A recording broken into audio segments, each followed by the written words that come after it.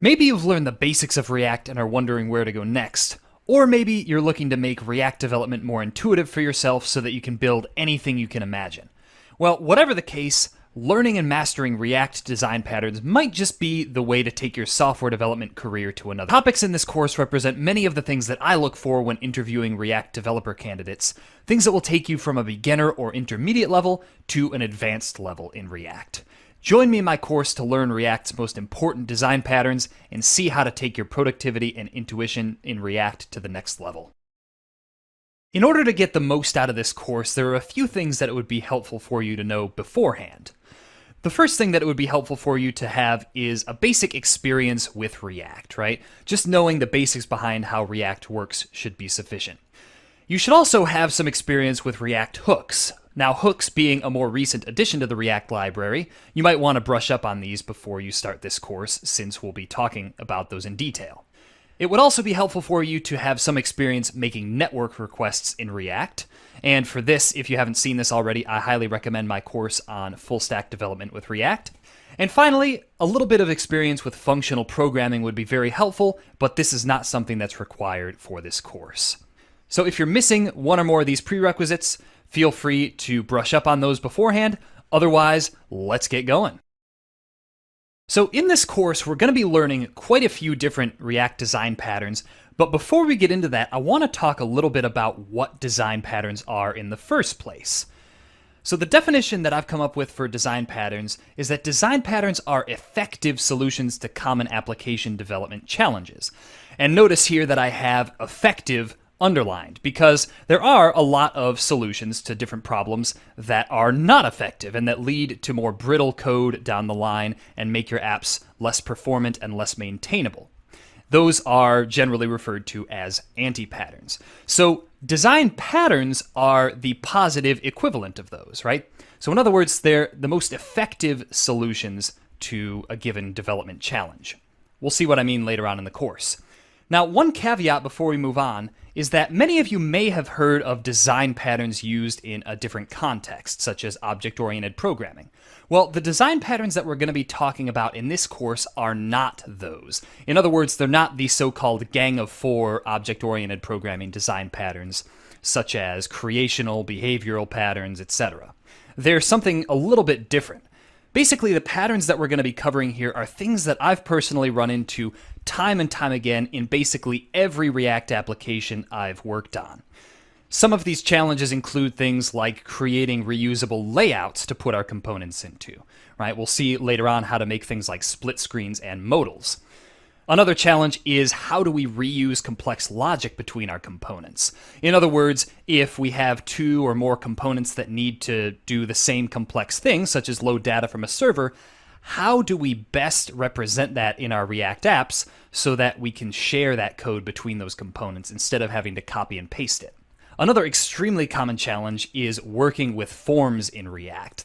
This is something that despite hundreds of articles out there on how to do this correctly, I still see done incorrectly quite frequently. So we'll be discussing how to do that in React. And finally, we're going to see how to incorporate some concepts from functional programming into our React apps. This is something that I've been asked about quite frequently since my functional programming courses, and I'm very excited to share it with you in this course. Well, those are some of the common challenges we're going to be taking a look at, so let's jump right into the first pattern. All right, so the first thing we're going to talk about are something called layout components. Let's start off with the definition here. Layout components are components in React whose primary concern is helping us to arrange other components that we create on the page.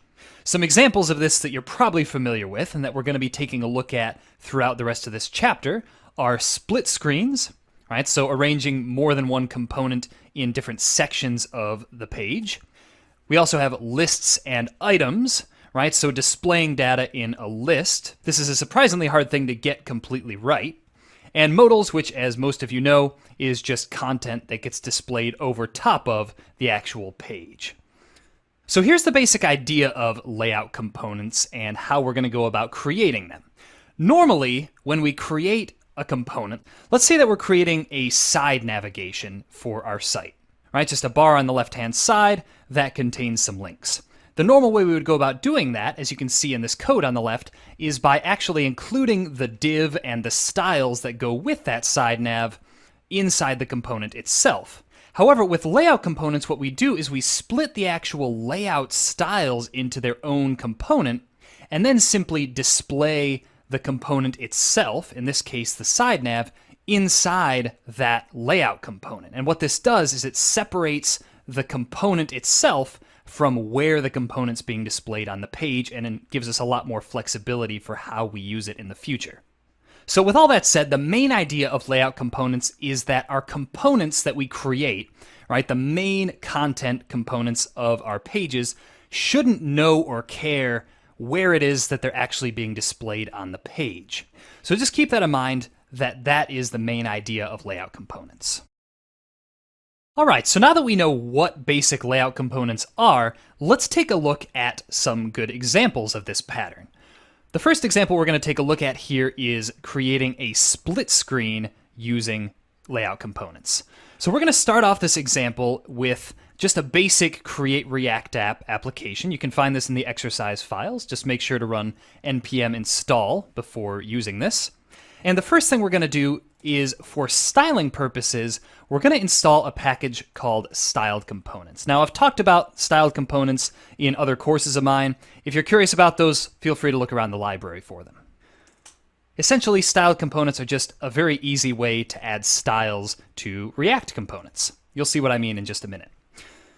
So we're going to start off here by adding a new file that's going to contain our split screen layout component.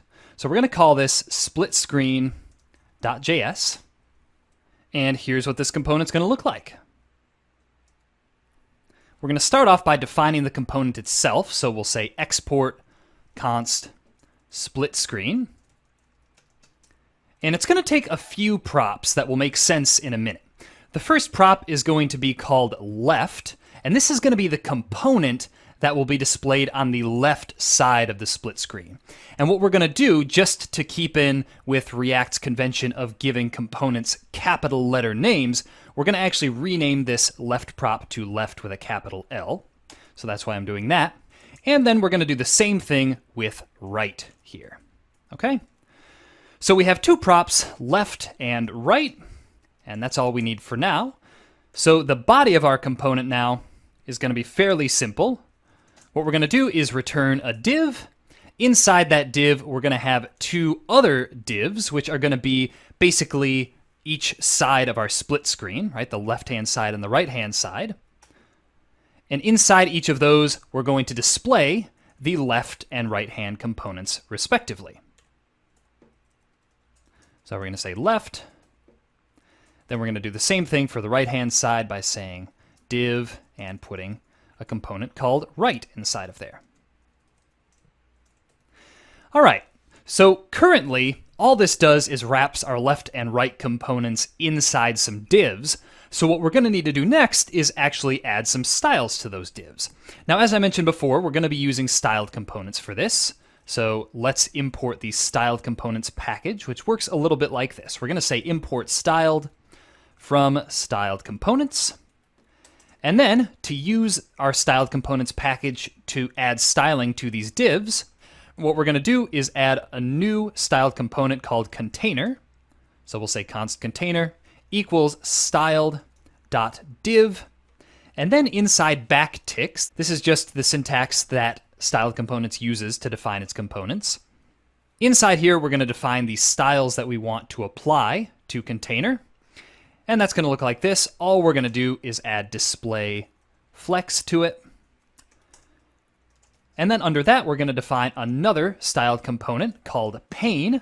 This is going to be the styles that we apply to these two divs that are wrapping our left and right components.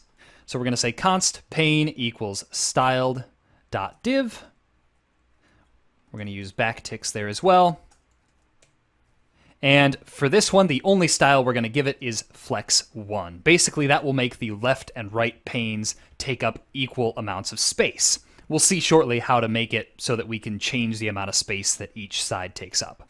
Okay, so now that we have our container and pane styled components, the way we add those to our split screen component is simply by replacing div with container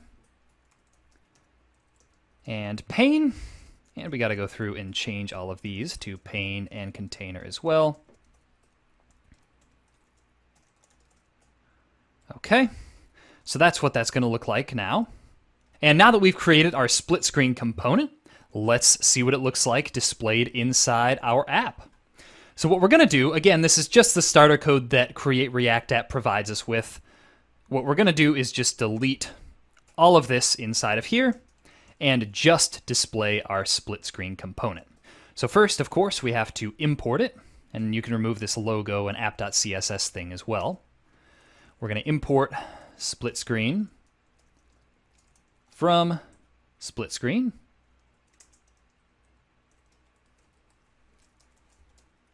I'm just going to adjust the indentation there to fit my IDE. And then inside of here, we're going to say split screen. And then just to get an idea of how this works, we're going to pass two components, one to the left prop of our split screen. I'll show you what that looks like in a second, and one to the right prop. So for these left and right components, all we're going to do is inside our app component, we're going to define two very, very simple components. The first component we'll call left hand component.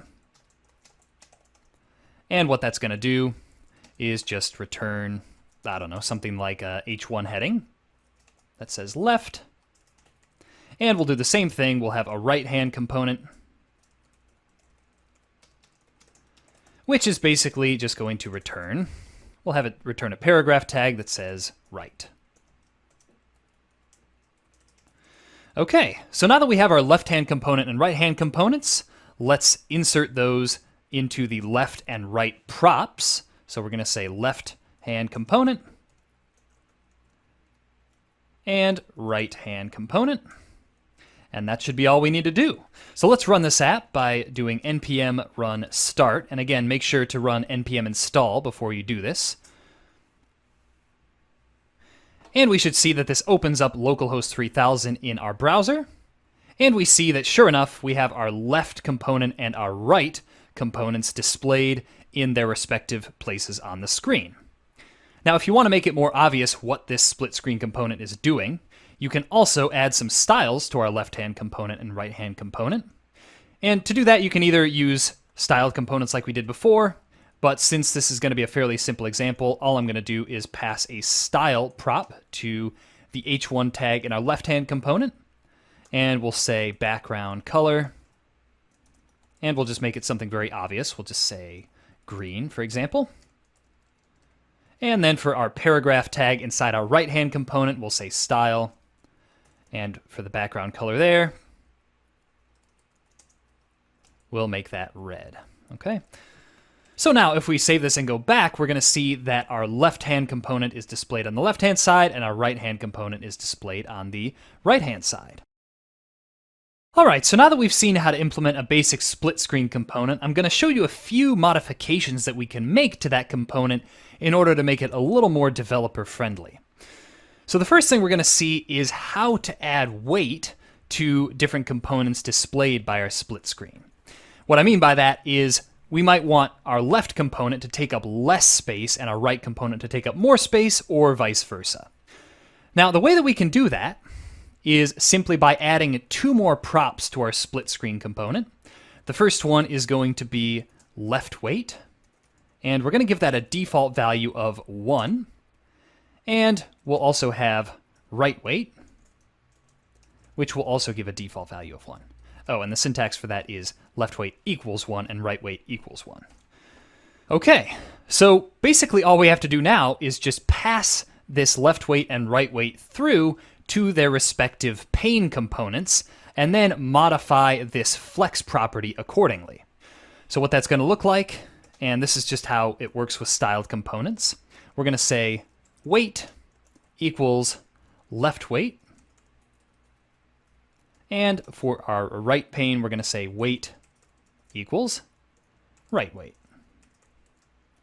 All right.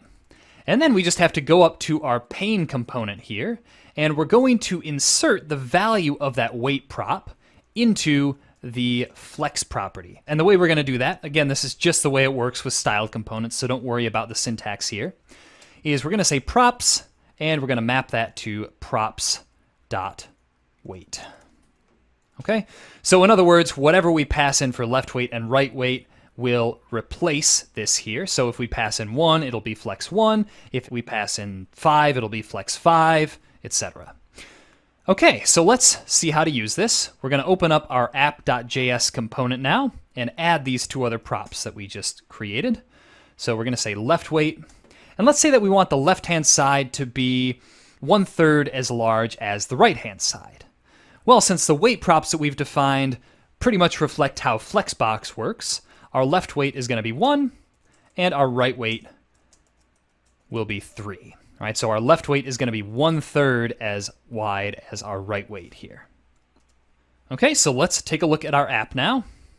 And we see that the left-hand side of our split screen is now 1/3 as wide as the right-hand side. So this would be good if we wanted to display something like a side nav of some sort. So we've seen how to add weight to the different items in our split screen component.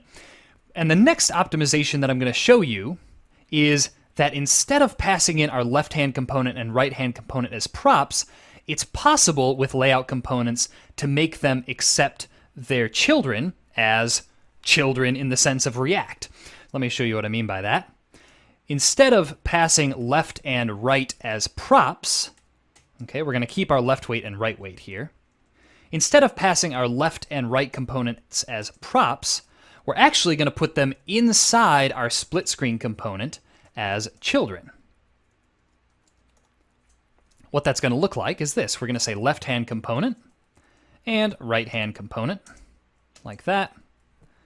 And then, in order to make this work with our split screen, we're going to need to open that up, and we're going to remove the left and right props here, and replace that with the children prop.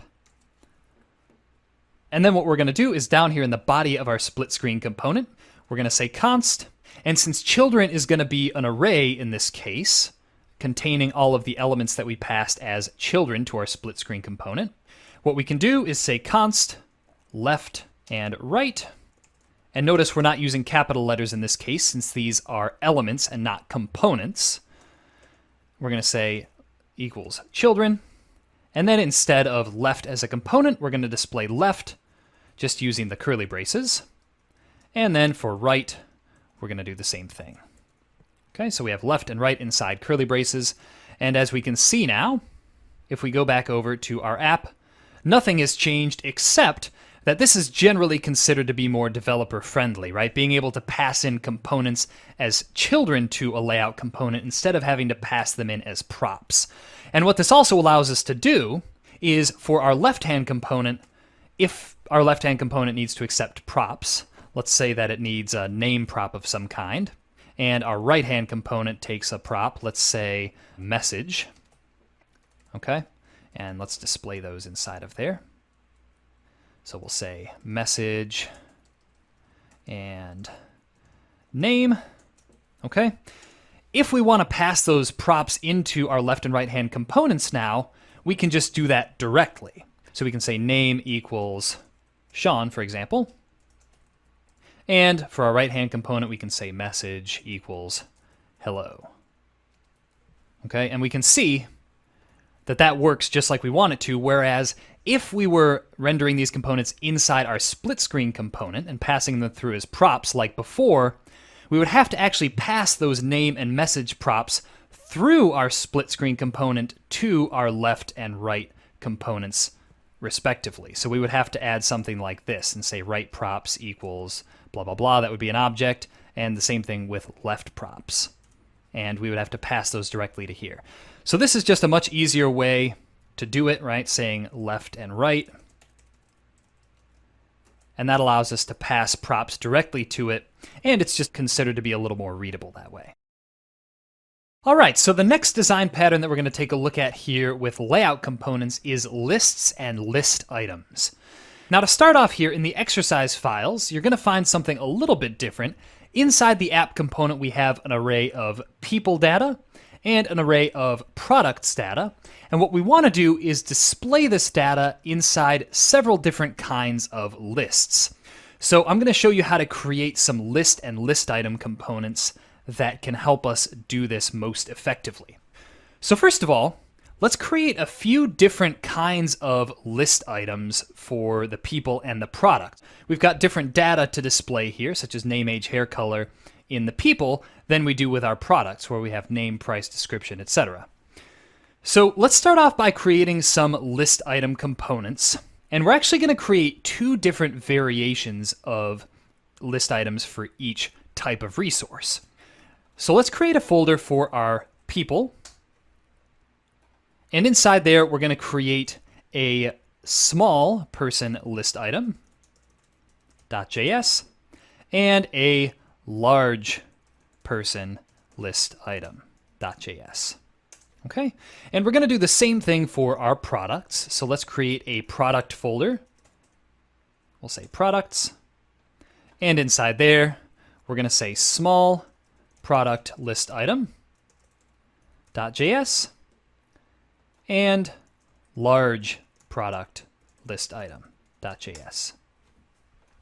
All right, so let's go through real quick and implement each of these. First of all, we're going to start off with our small person list item. And we're not really going to add any styling to these. It's really just going to be small or large depending on the quantity of information that it displays. So for our small person list item, I'm just going to type this out real quick. We're going to say export const small person list item. It's going to take a person as a prop. It's going to get only the name and age from that person prop. So we'll say const name and age equals person. And then what we're going to do is return a paragraph that says name, comma, age, and then we'll put in the person's age, and we'll put years after that. Okay, so that's our small person list item. Now notice that this small person list item doesn't really contain any styling that would indicate it knows where it's being displayed. In other words, we could display this small person list item in a numbered list, in a very narrow list, in a very wide list, and we could use the styling in its parent component to determine how it gets displayed. We'll see that in more detail a little later on. For now, first, let's implement our large person list item. For that, I'm just going to copy and paste our small person list item into large person list item. We're going to have to change the name here. And this one's going to display a little more information than the small person list item. What we're going to do is get the name, age, hair color, and hobbies properties from the person, and we're going to display them like this. Now, we're going to display all of this inside a React fragment for the same reason that I mentioned before. We don't really want this large person list item to be determining its own styling. We want its parent component to be able to do that. So we're going to have the name displayed like this. We're just going to say name inside an h3 tag. Under that, we're going to have a paragraph tag with the person's age. We'll say age years. Under that, we're going to have their hair color. So we say hair color and insert the hair color into the JSX there. And then under that, we're going to have an h3 heading that says hobbies. And we're going to display all of their hobbies here. Remember that hobbies is an array if you go back and look at the original data. So we're going to say hobbies. Under that, we're going to put an unordered list. And we're going to map the hobbies. So we're going to say hobbies.map. And for each hobby, we're going to add a list item, which will need a key, of course. That key is just going to be the hobby itself. And we'll insert the hobby string into that list item. Okay. So that's our large person list item and our small person list item. Now, before we go on to implementing the small product and large product list items, I want to actually create the list components themselves, right? So currently we've only been creating the actual list item components. So let's take a look at what the lists that are going to display these components are going to look like.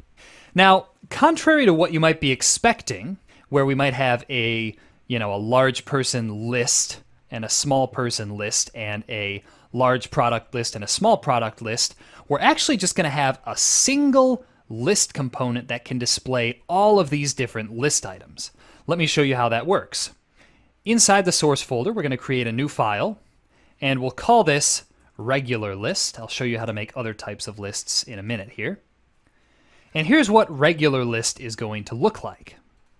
We're going to say export const regular list, and this list is going to take the items that it should display, right? So it's taking a prop called items, and it's also going to take a prop called resource name. So this is going to be either products or people or whatever kind of resource that this list is going to be displaying. You'll see how we use that in a second.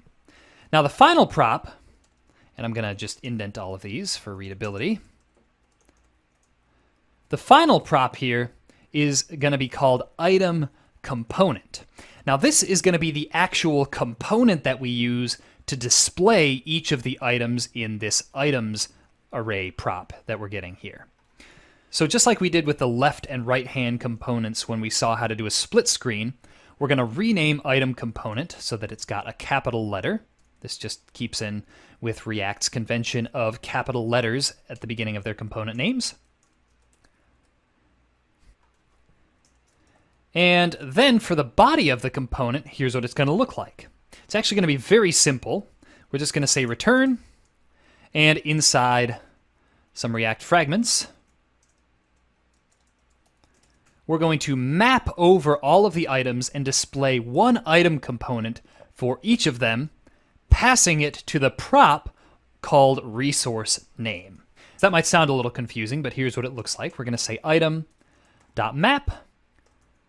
We're going to get the item and its index here.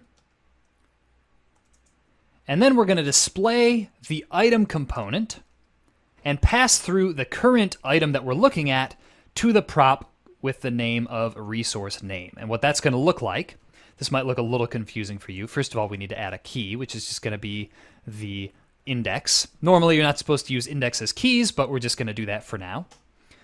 We're going to use the spread operator, so ... And then we're going to spread an object with a key that's going to be that resource name prop that we had up above, and we're going to pass through item for that. So what this is going to change to, let's say that we pass in person as resource name. This is going to change to person equals item. Okay, so that's what that's going to change to. Right, it's kind of a confusing syntax at first, but it's something you'll get used to. Okay, so that is how our regular list component works. Oh, and this should be items.map, not item.map. All right, so let's see how our regular list works now. Let's open up our app.js component and display two lists, one which is going to display all small person list items, and one which is going to display all large person list items. All right, so down here in our app, we're going to remove this h1 tag that I put there. We're going to display our regular list, which my IDE is going to import for me automatically. And then for the props, we're going to say items equals people. Under that, we're going to say resource name equals person. Remember that this resource name is the name of the prop that our small person list item and large person list item are expecting. And finally, we're going to pass through the component that we want each of these people to be displayed inside of. So we're going to say item component equals, and we're going to include one with our small person list item, which again is going to be imported automatically for me. So make sure you go up and do that if your IDE doesn't do that. Okay, and that's how the regular list works. So we have one regular list with our small person list item. Under that, let's display one with the large person list item, just to show you what's possible with that. We're going to say item component equals large person list item. And now, if we run our app, which you can again do with npm run start, we're going to see that up here at the top, we have a list of our people with the small person list item component. And down below, we have the same list component displaying a completely different list, right? For all of the people, it's using the large person list item. And I just want to point out before we move on that the regular way of doing this is not to have this reusable list component. It's instead to create, a large person list item list and a small person list item list that then display those components. So as you can see, the way that we've done it here makes the regular list a lot more reusable, right? We're able to simply pass in the component that we want to be displayed as children of this list. Okay, so now that we've seen how to use our regular list component to display people using two different item components, we're going to implement the same kind of components for displaying products. All right, so we have our small product list item and large product list item. Let's just create some very simple components for those. So for our small product list item, here's what that's going to look like. We're going to say export const small product list item. And that's going to take a single prop, which is going to be product, right? That's the product that it's supposed to display. And for our small item, we're just going to get the name and price of that product. We're going to say equals product. And under that, we're going to say return and simply display in an H3 heading. You can use basically whatever element you want here, but I'm going to use an H3 heading. We're going to say name and price with a dash in between them. Okay, and again, what this is going to allow us to do is have the parent component, essentially whatever kind of list is displaying this item, determine the overall styling instead of us, putting some kind of styled div as a wrapper. So that's the small product list item. For the large product list item, we're just going to add a little bit more data.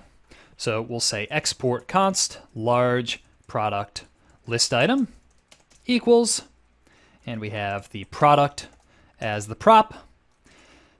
And we're going to get the name, price, description, and rating from that product prop. So we're going to say name, price, description, rating equals product. And we're going to display all of those inside a fairly simple UI. We're just going to wrap all of this inside a React fragment. And we're going to have an H3 heading with the product's name, like that. Under that, we're going to have the price of the product. So we're just going to display price inside a paragraph tag.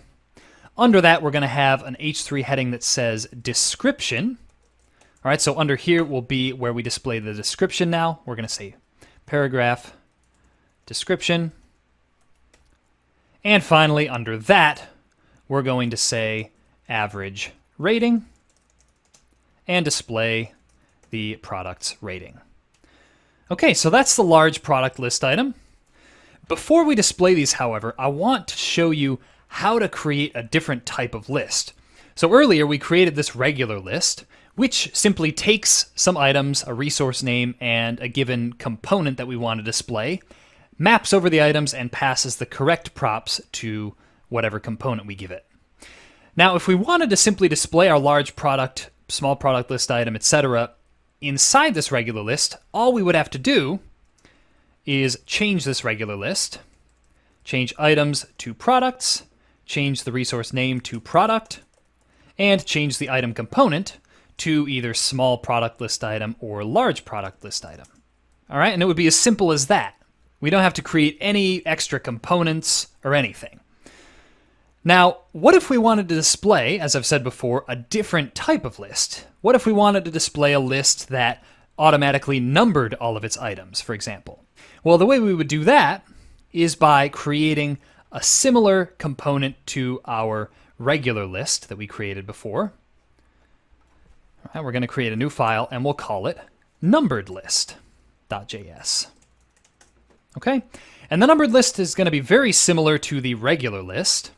The main difference is that it's going to automatically display numbers along with its items. All right, so it's going to take items, resource name, and item component. And then instead of simply displaying the item component inside this map here, we're going to wrap it in React fragments. And above this here, we're going to have H3, and we're going to display the number of each item that we're displaying. Now, since I is the index, we're actually going to display I plus 1 so that it starts at 1 and goes 1, 2, 3, 4, 5, etc. Okay, so now all we need to do, if we want to display, let's say, the large person list item with a numbered list, we literally just change this to numbered list. And it's not importing that for me because I forgot to change the name of it inside of here. So we'll change that to numbered list.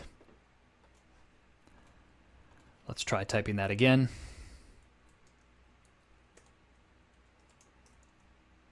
There we go, and it imported it for me now. Okay, so if we want to display our large person list item with the numbered list, all we have to do is say numbered list instead of regular list. And if we want to display our large product list item with the numbered list,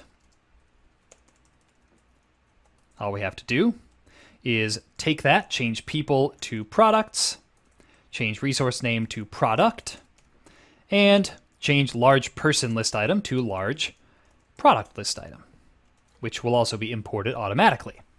So if we go back now, we see that the numbered list worked just like we wanted it to. Now, I didn't add much styling here. If you want to do that yourself, feel free to go ahead and do that. And we see that the numbered list also worked with each of our product list items. So what you can see here, the point of all of this is that by creating just 6 different components, right, our large and small person and product list items, and our regular list and numbered list components, we were able to create a lot of different combinations, right? We were able to create a total of 8 different combinations, if you assume regular and numbered for each of these small person list item, large person list item, etc. And that might not seem like a huge savings at first, but as your apps get larger and larger, this can really end up saving you a lot of time. All right, so we've seen how to do split screen components, we've seen how to do list components and list items. The last layout component that we're going to take a look at here is modals. Now, modals are obviously an incredibly popular thing to see in web applications, so let's see how to create them as another layout design pattern. The first thing we're going to do is create a new file here, which we'll call modal.js, and this is going to contain all of the code for our modal, obviously. Now, before I show you how to implement this component, I just want to say that when most people go to add modals to their React application, almost always the first thing they do is install React modal or a similar package like that. But that's really not necessary, and I'll show you why. It's actually quite simple to implement your own. What we're going to do is we're going to say import useState from React, and we're also going to import styled from styled components. We're going to be using this to add the actual modal styling. And then our basic modal component is going to look something like this. We'll say export const modal, and we're going to basically get the children. This is going to be very similar to what we did with our split screen component. We're not going to pass in the modal contents as a prop. In other words, we're just going to display them sort of like this. We're going to say modal, and then inside there, some component. Inside, say, the app component, okay? So this children prop allows us to do that. Now, for the body of our component, we're going to have a state variable here called shouldShow and set shouldShow. And we're going to set that to false initially. So initially, the modal is going to be hidden, okay? And then for the actual structure of the modal, we're going to go up and create 2 different styled components. The first one is going to be called modal background, and that's going to be a styled div. So we'll say styled.div, and with backticks, and we'll come back to the styles for that in just a minute. And then we're going to have another styled component called modal body. So we'll say const modal body equals styled.div. And we'll come back and do both of those in just a second. First, I just want to show you what the JSX here is going to look like with those styled components. We're going to basically just have the modal background here. Inside that is going to be the modal body. And inside the modal body is going to be the actual children that we passed to this modal component. Now we're going to add a few more things. The first thing is that we only want the modal background, modal body, etc. to show when should show is true. So what that's going to look like, we're just going to use short circuit evaluation here to do that. We're going to say should show and then with parentheses, we'll say modal background, modal body, etc. So in other words, all of these things are only going to show if should show is true. And in order to actually get the modal to show up in the first place, we're going to put a button whose onClick property basically sets this should show state to true. So we're going to have a function here that says set should show to true, and the button is going to say something like show modal. Okay? And in order to make React happy, we're going to have to wrap all of this in React fragments. This isn't so much for styling. Mostly this button here that shows the modal is just to get the modal to show up in the first place. Later on in the course, we're going to see a better approach on how to do this. Okay? Now, a few more things before our modal will work like we want it to. The first thing is that when a user clicks on our modal background, we'll want it to hide the modal, right? This is pretty typical functionality in most modals. So we're going to say onClick for that equals, and this is just going to say set should show to false. And then inside the body of the modal itself, we're going to have another button that will actually allow the user to hide it. Normally, this would just be an X button or something up in the top right-hand corner. We're just going to use a regular button for now that says hide modal. And for the onClick method of that, we're going to set should show to false. So onClick, set should show false. Okay? And lastly, for our modal body here, we need to add an onClick event. And basically what this is going to do is call event.stopPropagation.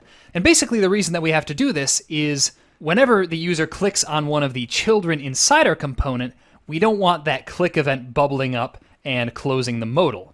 Right? If we left this off, that's exactly what would happen. Whenever the user clicked on anything inside the modal, it would close the modal.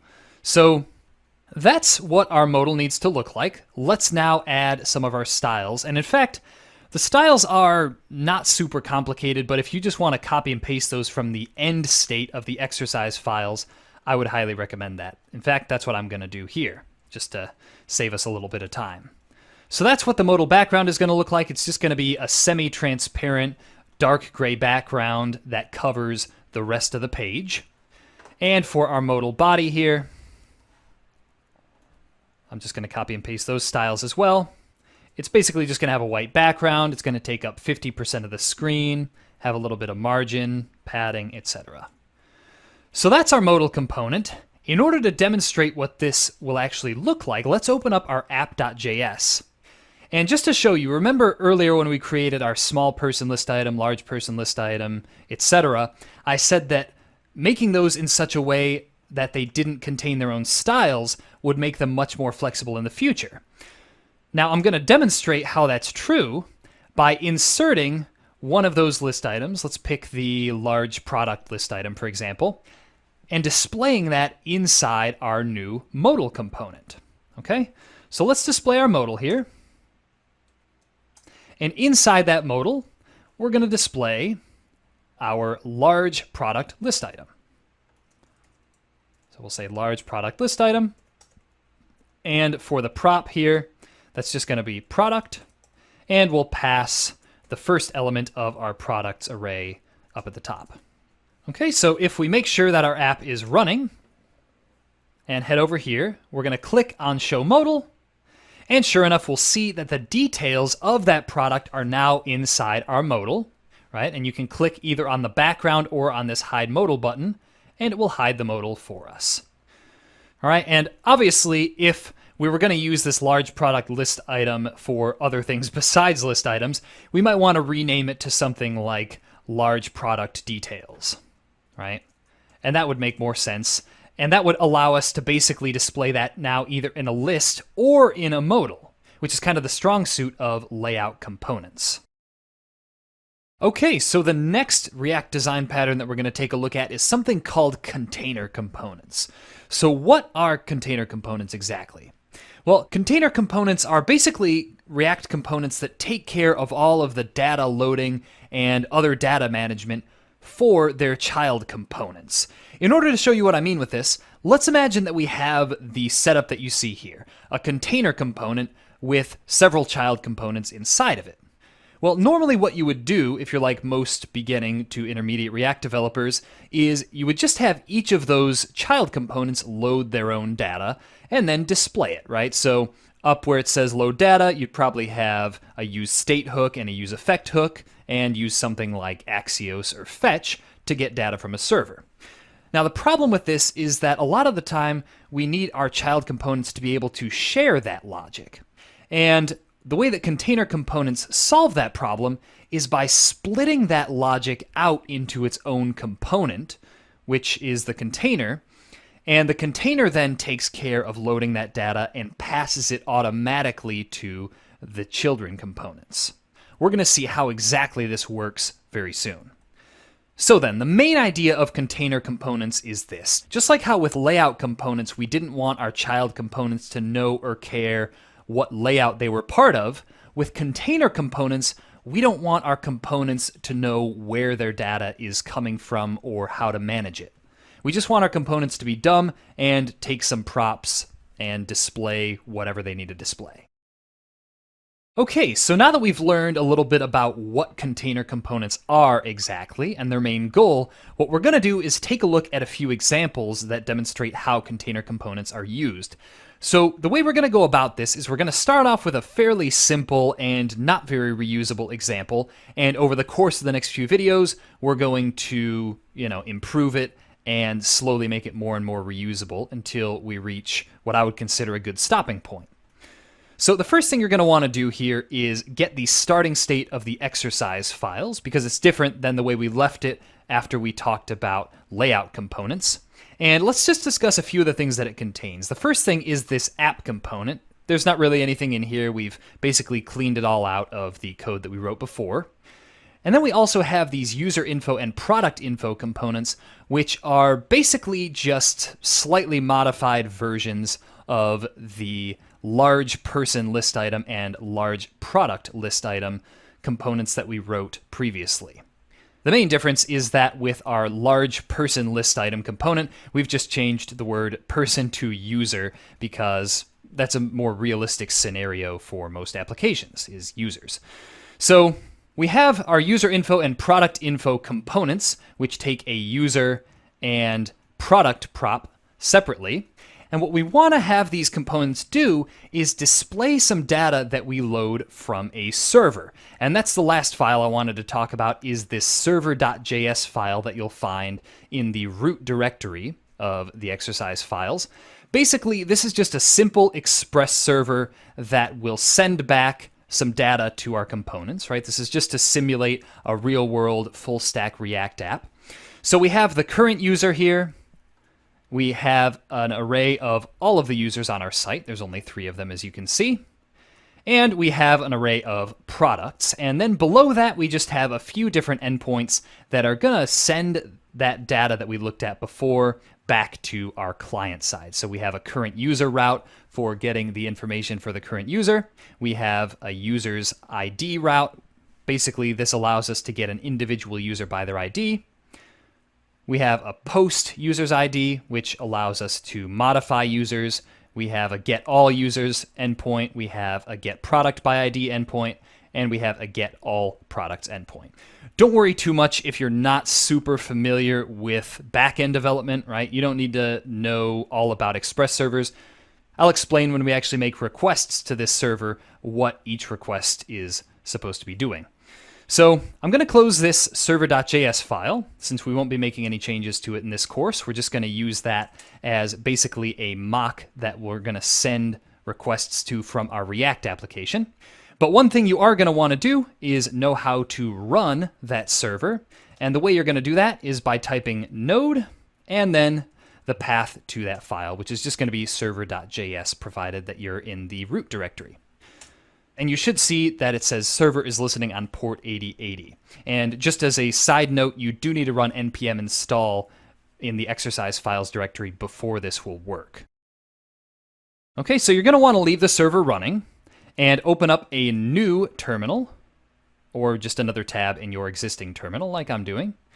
And inside here, we're just going to run our React app by saying npm run start. Oh, and one last thing I wanted to point out is that in order to make our front end and back end communicate with each other, I've also added a proxy to the package.json file. If you don't know what this is, don't worry about it for now. Okay, so we have our React app running. Obviously, there's not really very much going on here. So what we're going to do is we're going to create a container component that will take care of loading the current user data. That's where we're going to start off here, and passing it to our user info component. So let's start off by creating that container component. Inside our source folder here, we're going to say new file, and we'll call this component CurrentUserLoader.js.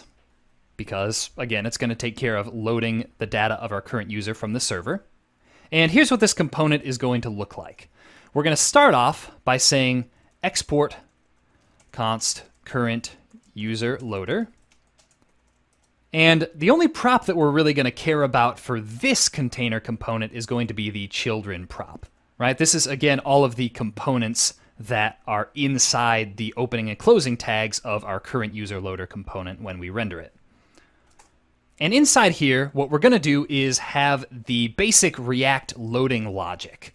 So anyone who's worked with full stack React before, or who's written a React app that interfaces with a third-party API, will know that the way this is generally done is by using the useState and useEffect hooks, which we import from React. And we're going to start off by saying const user set user equals useState, and the initial value for our user is going to be null. So basically the user state is going to be null while we're loading our data.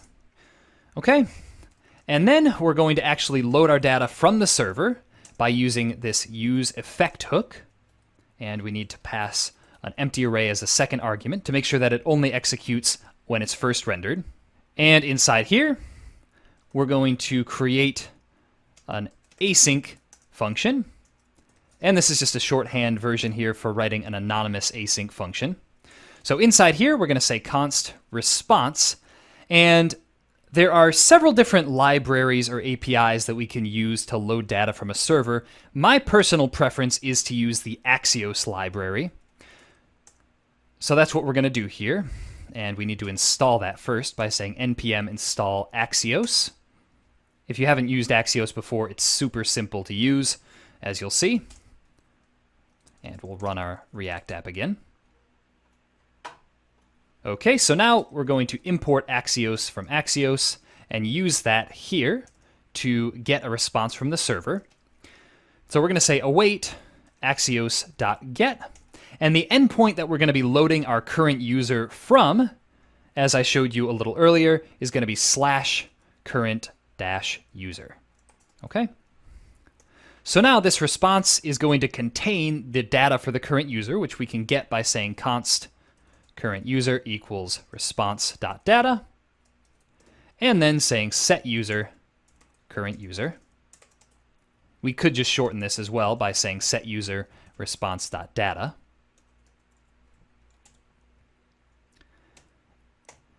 And now that we have our user data loaded from the server, all we have to do is pass this user state from our current user loader component down to all of its children components, which we're getting in the prop here. So just to clarify what I mean by this, let's import our current user loader component.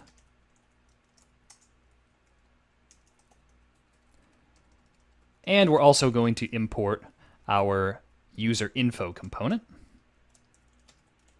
from user info. Okay, and what we want to do here is say current user loader, and inside the opening and closing tags of this component, we're going to have our user info component. And what is automatically going to happen, even though there's no props that we can see here, is our current user loader component is going to pass a user prop to our user info component just because user info is one of its children. So here's how we make React do that. We're going to say return inside our CurrentUserLoader component. And we're going to have just an opening and closing React fragment here. The syntax that we're about to use just requires us to do that. And then what we're going to do is inside curly braces, we're going to say react.children.map children. And for each child that is inside this CurrentUserLoader component, what we're going to do is say if that child is a valid React element. This is just for safety here. We're going to say if react.isValidElement child. Then we're going to return react.cloneElement child. And the second argument to this function allows us to specify extra props that we pass in to that child component. So in our case here, we're passing the user state that we have up here into that user prop of that child component, right? Otherwise, right, if it's not a valid React element, we're just going to return that child. And of course, we have to import React up at the top by saying import React. And that's all there is to it. So our CurrentUserLoader component should work now, and this code that we wrote here should work as well. So let's give it a try. Let's open up our component and hit refresh. And what we're going to see is that we're getting this error that says cannot destructure property name of user as it is null. The reason that this is currently happening is that inside our user info component, user is initially null while that data is loading. So there's a few ways that we can fix this. One way would simply be to provide a default value for user. Another way would be to check if user exists before returning this JSX. So we could say return user, and if the user exists, return all that. Otherwise, we could return loading. And this is actually what I'm going to leave it as, since this will work perfectly fine, and it will also tell us when this current user is loading. So let's go back and refresh our application now. And we also need to add a default value here. So we can just say that. And that should fix it. Okay, so we see that now it's loaded John Doe from our server, and it's displayed the information for this user inside the user info component that we had. And you can also see, if you refresh, that it very briefly shows that little loading paragraph tag. All right, so now that we've implemented this CurrentUserLoader, it's time for me to point out a few things that aren't quite right about it, or aren't quite ideal at any rate. The main thing that's not ideal about our CurrentUserLoader is that it's very restricted in what it's capable of doing. Essentially, all this CurrentUserLoader does is load a single user and passes it to its children. And that single user is this current user that we're loading from the server. So what we're going to do in this video is modify our CurrentUserLoader component so that instead of just loading the current user, it's able to load any user we want by their ID. In fact, what we're going to do, instead of modifying the CurrentUserLoader, we're just going to create a new file which we'll call userloader.js. And we're going to start off by just copying and pasting all of the code over from CurrentUserLoader into UserLoader. And of course, changing the name of the component to UserLoader instead of CurrentUserLoader. Okay, now the main thing that we're going to change about this UserLoader is the URL that it's going to send a request to, right? When I showed you the server, we saw that the current user endpoint sent back just the data for the current user. And just to show you that, let me open up the server, and we can see that this current user here is what gets sent back in our current user endpoint, right? We're just sending back that current user object. So what we're going to do instead is send a request to this users/ID route, which allows us to get any user by their ID. So here's what that's going to look like. We're going to replace the endpoint that we're sending a request here to. We're going to use backticks because we want to insert a value into this string. And we're going to say /users/ and then we want to insert the ID of the user that we want to load.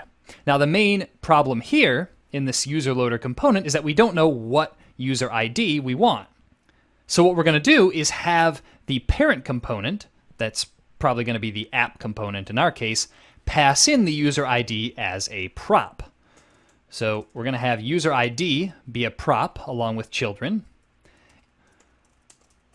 And we're just going to insert that into the URL here.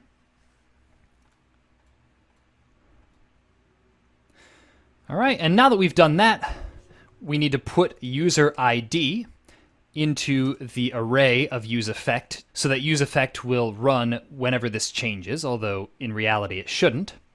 And then we're actually going to open up our server.js file. I may have mentioned earlier that we wouldn't be changing it, but that's not entirely true.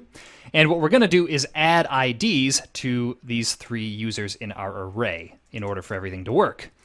So we're just going to add some very simple IDs. The first one should be 1, 2, 3. The second one should be 2, 3, 4. And the third one will make 3, 4, 5. Okay? And you can add one to the current user as well if you want. We'll just make that 1, 2, 3, just like the user in this array here with the same name. And we're probably going to want to do the same thing for products. So we'll say products. We'll make these IDs 4 digits. So we'll have 1, 2, 3, 4. ID 2, 3, 4, 5. ID 3, 4, 5, 6. And that should make everything work just like we want it to. Okay, so now that we have this UserLoader component, which provides us with a little bit more flexibility than our current UserLoader component, let's see how we can use it inside app.js. Okay, so we're going to import our UserLoader from UserLoader. And we're going to replace CurrentUserLoader with UserLoader. And we're going to pass the user ID as a prop to it. So we're going to say UserLoader, user ID, just to check. Let's do 2, 3, 4. Okay, and we're going to change this closing tag to UserLoader as well. And one last thing we need to do before this will actually work, I realized I didn't do it before, is since we've made changes to our server, we need to actually restart it in order for those IDs to take effect. Okay, so now we should be good to go. Let's head over and check in the browser. And we should see that Brenda Smith is indeed loaded from the server, right? Because they are user 2, 3, 4. So what we can actually do with this UserLoader is we can reuse it several times over, right? And of course, we're going to need to wrap this in React fragments like this. But what we can do is say we want user 1, 2, 3, we want user 2, 3, 4, and we want user 3, 4, 5. And each of these respective container components will load only that user with that ID and pass that different data to the same component, which will give us all of our users rendered in a sort of list here. If we wanted to, we could even say something like const user IDs equals 1, 2, 3, 2, 3, 4, 3, 4, 5, and then just map these IDs and have UserLoader pass that ID and have user info inside of it. I'm not going to do that here, but that would be something that you could definitely do. All right, so we refactored our current UserLoader into a more generic UserLoader that allows us to load different users instead of just the current user from our server. And this is a big step up from what we had before, but we can still take it a little further. What we're going to do is instead of having a container component that loads a specific type of resource, we're going to have a generic component that allows us to load any type of resource from the server. So here's what this is going to look like. We're going to start off by creating a new component, and we're going to call this component ResourceLoader. And we're actually going to copy some of our UserLoader code into here. Okay, so we're going to copy that, paste it in here, change the name of our component to ResourceLoader. And there we go. So the first thing we're going to do with our ResourceLoader component is instead of having a user ID as part of the props, we're going to have 2 other props. One is going to be the resource URL that we want to load data from. Okay, so that would be /users/user ID. We're going to have the parent component pass that in instead. And the second one is going to be the resource name. This is going to be sort of similar to what we saw earlier in the course when we created our different list item components. Okay, so we have our resource URL, resource name, and children, and that's all we need for now. The next thing we're going to do is change the name of our state here. Since it's no longer dealing just with users, we're just going to call the state state and set state. And instead of having the URL hard-coded here inside axios.get, we're going to just change that to axios.get resource URL.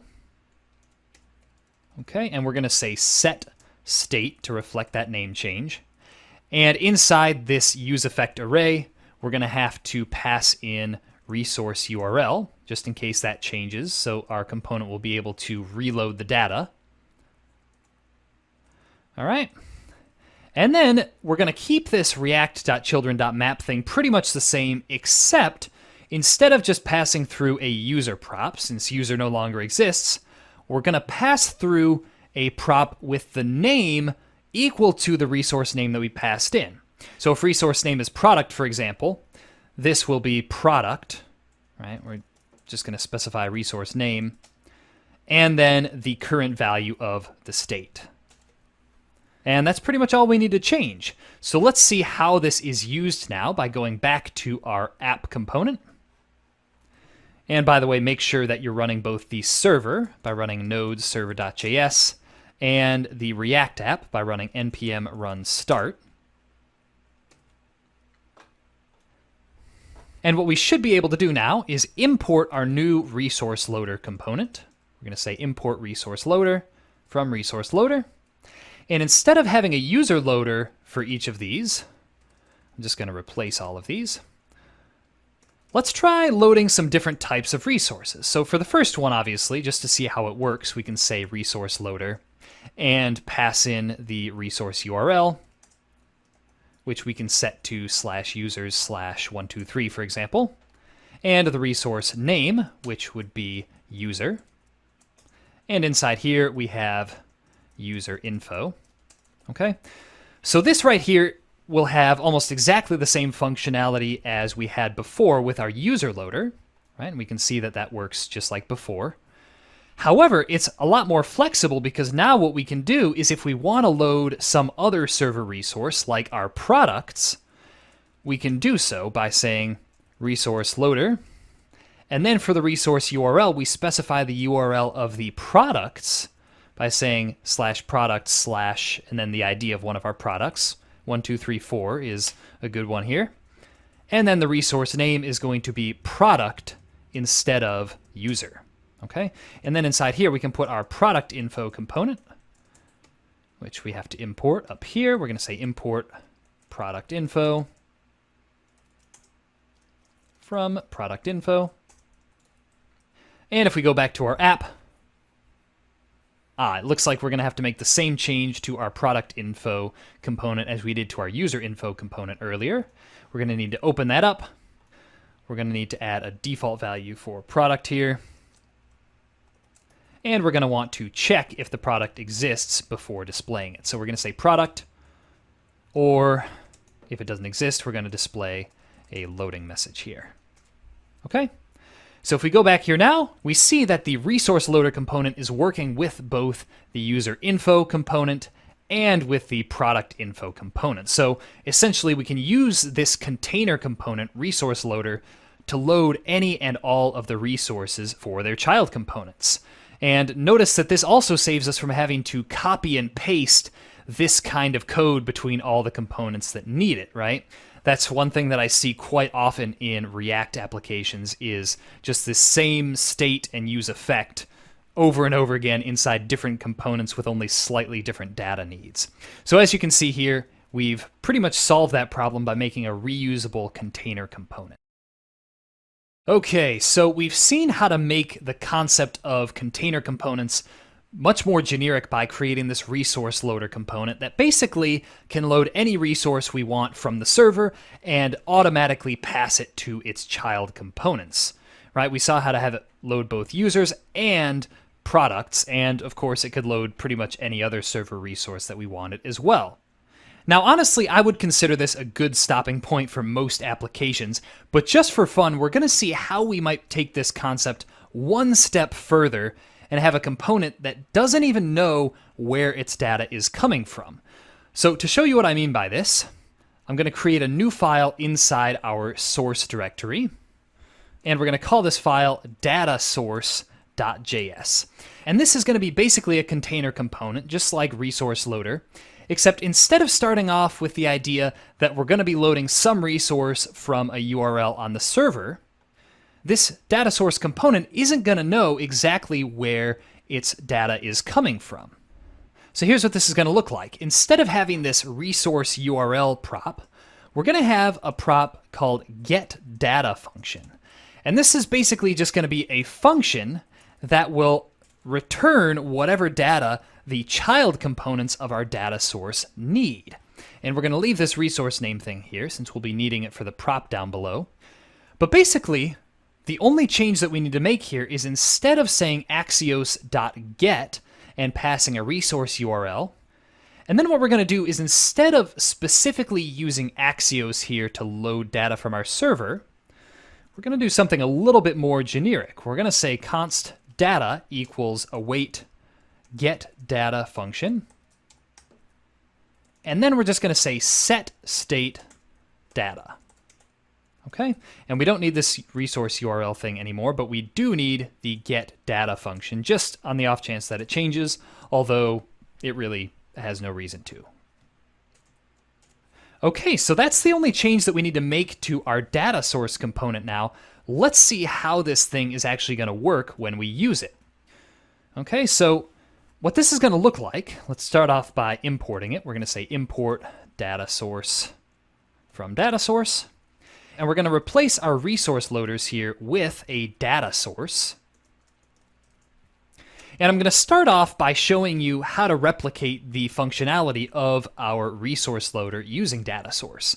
Basically what this is going to look like is we're just going to say DataSource, and we're going to have our getData function. And then for this getData function, here's what that's going to look like. We're basically just going to have the code inside here that used to be inside our resource loader. Right, so we're going to say await axios.get, and we're going to return this response.data, since our data source is basically just expecting this getData function to return whatever data we eventually want to pass to its child component. So here's what that'll look like. We're going to start off, and this is going to be an asynchronous function, by the way. We're going to say async, and we're going to say const response equals axios.get.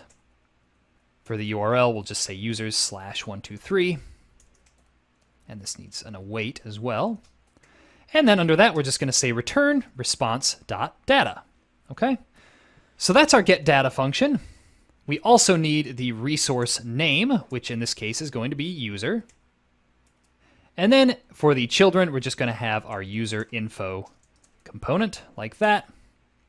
And we also need to import Axios up at the top. So import Axios from Axios. And we should see now that this data source works just like our resource loader did and our user loader did before it. And it basically does whatever we tell it in the getData function and passes that as a prop to all of the child components inside of it. So in the real world, here's how we might make this getData function thing more simple, since obviously we don't want to have to pass in this big anonymous function every time we want to load data, right? So what we could do is just cut this out, create a function for it somewhere, right? We might say get server data, and this would, of course, be an async function. We could specify the URL we wanted by saying URL and returning that function there, like that. And then how we would actually use this thing is we would simply pass get server data with the URL as the getData function prop. And that would turn into this async function here with the corresponding URL. And we see that that still works. So now that we've seen how to recreate the functionality that we already had with ResourceLoader, let me show you how DataSource can go another step further. One thing that we might want to do is get some sort of message or something that's stored in our local storage instead of loading that data from a server. So what we could do in that case is we would define a corresponding function here to get server data, and we would call that something like get local storage data. Okay, and what this would be is a function that would take the key where something is stored in local storage in the user's browser, return a function, and this doesn't need to be asynchronous since local storage isn't asynchronous, and we would just say return local storage dot get item key. And then in order to use that, let's first of all go and add something into our local storage. To do that, you just have to open up the inspector window, go to application, and we're going to add an item by just double-clicking right under key here. And we'll add a message key, and the value for that will be something like hello from local storage. And it actually doesn't need those quotation marks since everything is by default a string in local storage. So now what we can do, just for the sake of example, I'm going to define a text component here, which takes a prop called message. That's what we'll be loading from local storage. And it's just going to return h1 with that message inside of it. You'll see how this comes together in just a minute. We're going to say DataSource. And what we're going to do now for the getData function, we're going to pass in getLocalStorageData. The key for that is going to be message. And the resource name here is going to be message as well. And then inside there, we'll have our text component that we just created. And this text component is automatically going to receive the contents of that piece of local storage in its prop called message. So what we're going to see, if we go back here, we're going to see hello from local storage, which is our text component, getting its data from local storage via our DataSource component. All right, so the next React design pattern that we're going to take a look at is controlled and uncontrolled components. Now, this is a very, very common pattern to find in React, both of these, both controlled and uncontrolled components. So let's take a look at what both of these mean. First, let's start off by defining uncontrolled components. Uncontrolled components are basically React components where the component itself keeps track of all its own internal state, and really the only time we get data out of that component is when some event occurs. So this would be in the case of, let's say, a form. When the user hits the submit button, in an uncontrolled form, that would be the only time we actually know what values the inputs of that form contain. Controlled components, on the other hand, are basically components where their parent is the one that takes care of keeping track of the state, and that state is then usually passed through to a controlled component as a prop of some sort. So those are just the basic definitions. Let's take a look at what this might look like in code.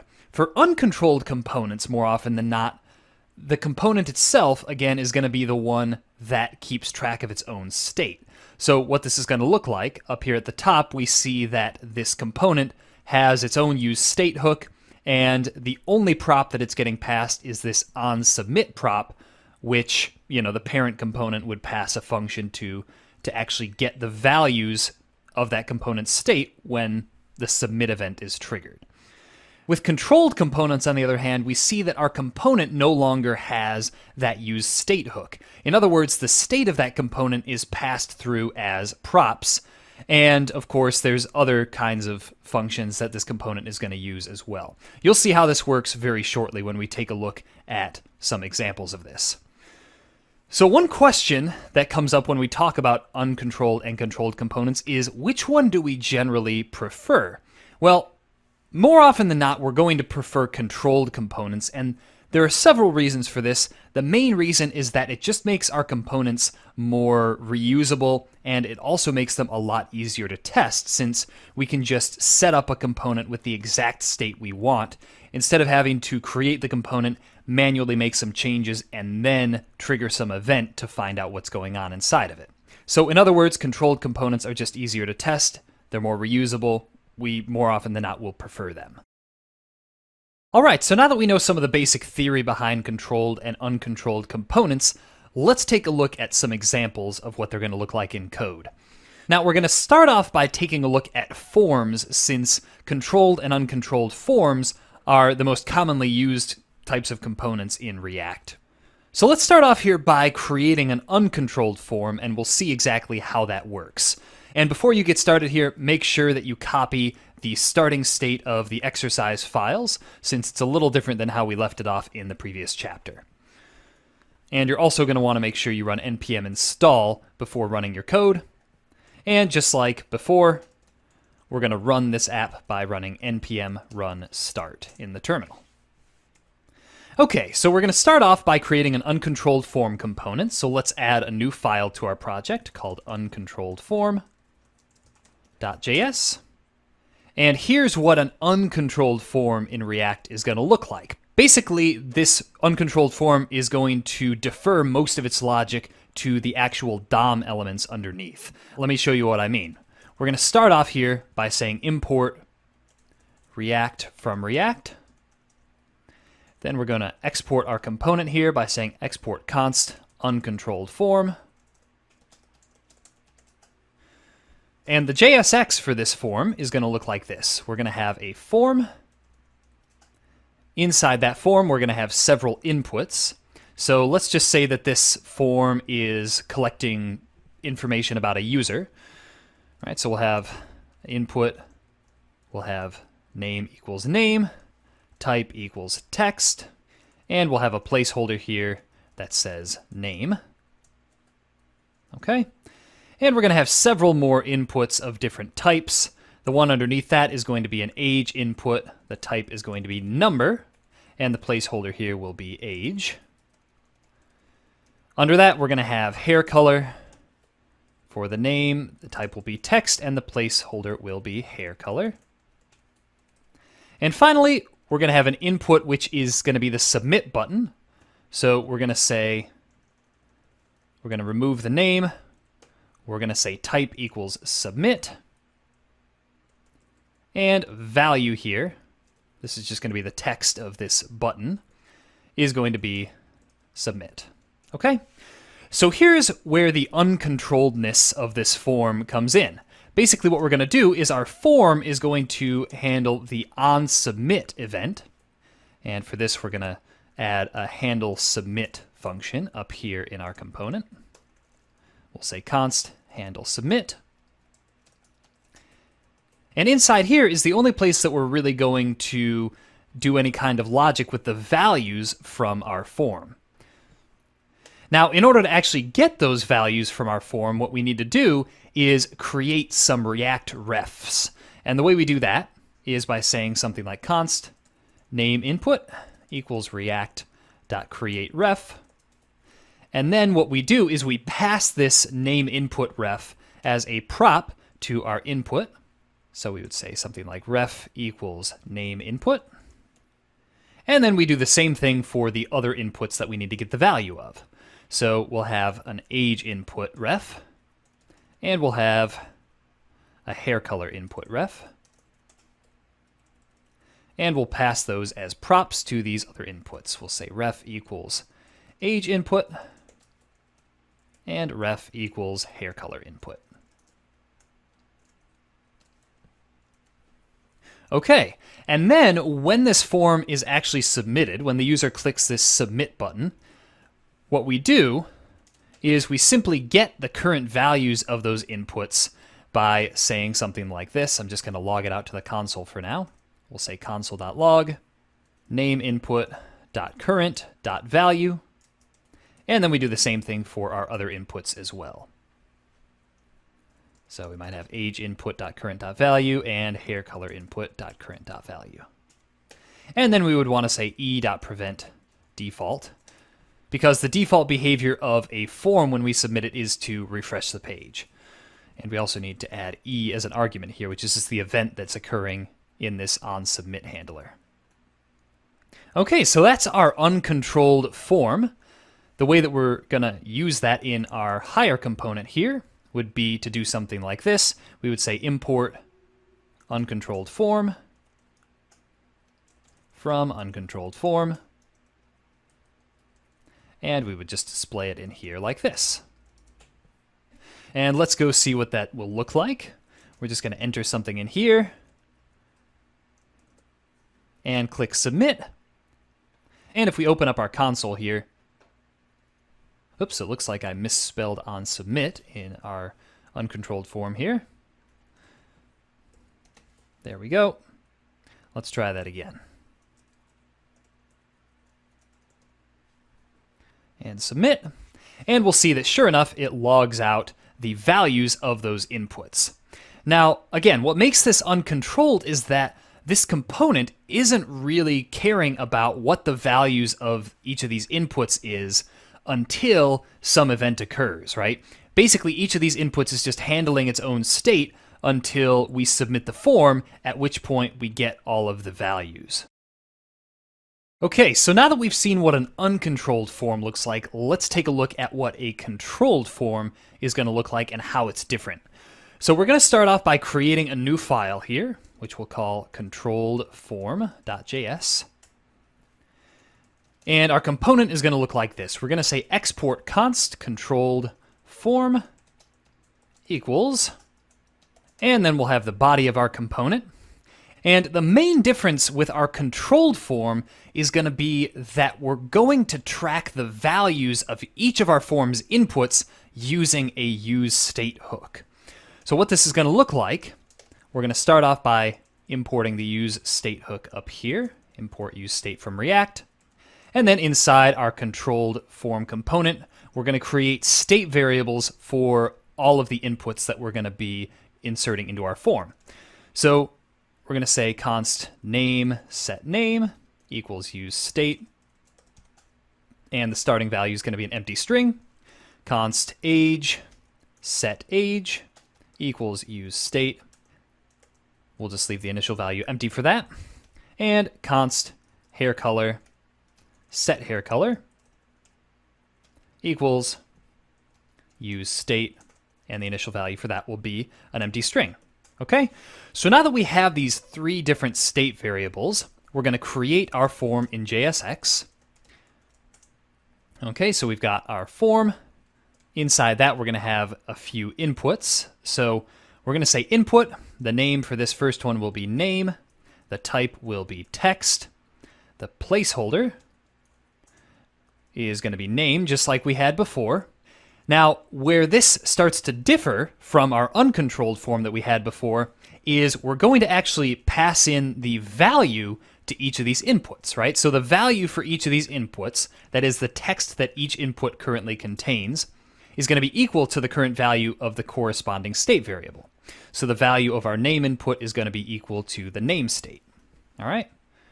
And the other thing that's different is that each of these inputs is going to have an onChange handler that will basically take care of updating each of these state variables whenever the user starts to change the value inside the text input, say by typing.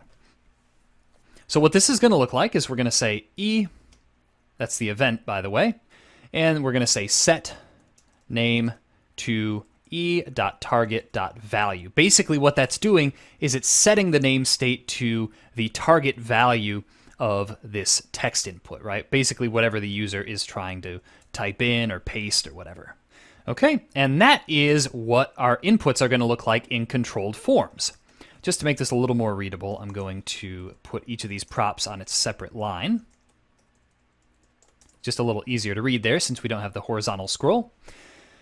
So that's our name input. Let's define our age and hair color inputs as well. This one here is going to have name equal to age. The type is going to be number. The placeholder is going to be age. The value is going to be age. And for onChange, we're going to say set age to e.target.value. And since the value that we get from text inputs is always going to be a string, even when it's of type number, we're going to say number and explicitly convert that target value to a number. And finally, with our hair color input, we're going to say name equals hair color, type equals text, placeholder equals hair color, and value equals our hair color state, okay? And for onChange, we're going to say set hair color to e.target.value, and that's all we need to do, okay? So again, what each of these inputs is doing, what our controlled form is doing, that is it's creating a two-way binding between the value of each of these inputs and the value of each of these state variables. And I'll show you in just a second what that allows us to do. Okay, the last thing that our form needs, though, before we do that, is just a button here that will say submit. And generally, when we're not relying on the onSubmit event, we just have a regular button inside of our form instead of a input of type submit. Okay?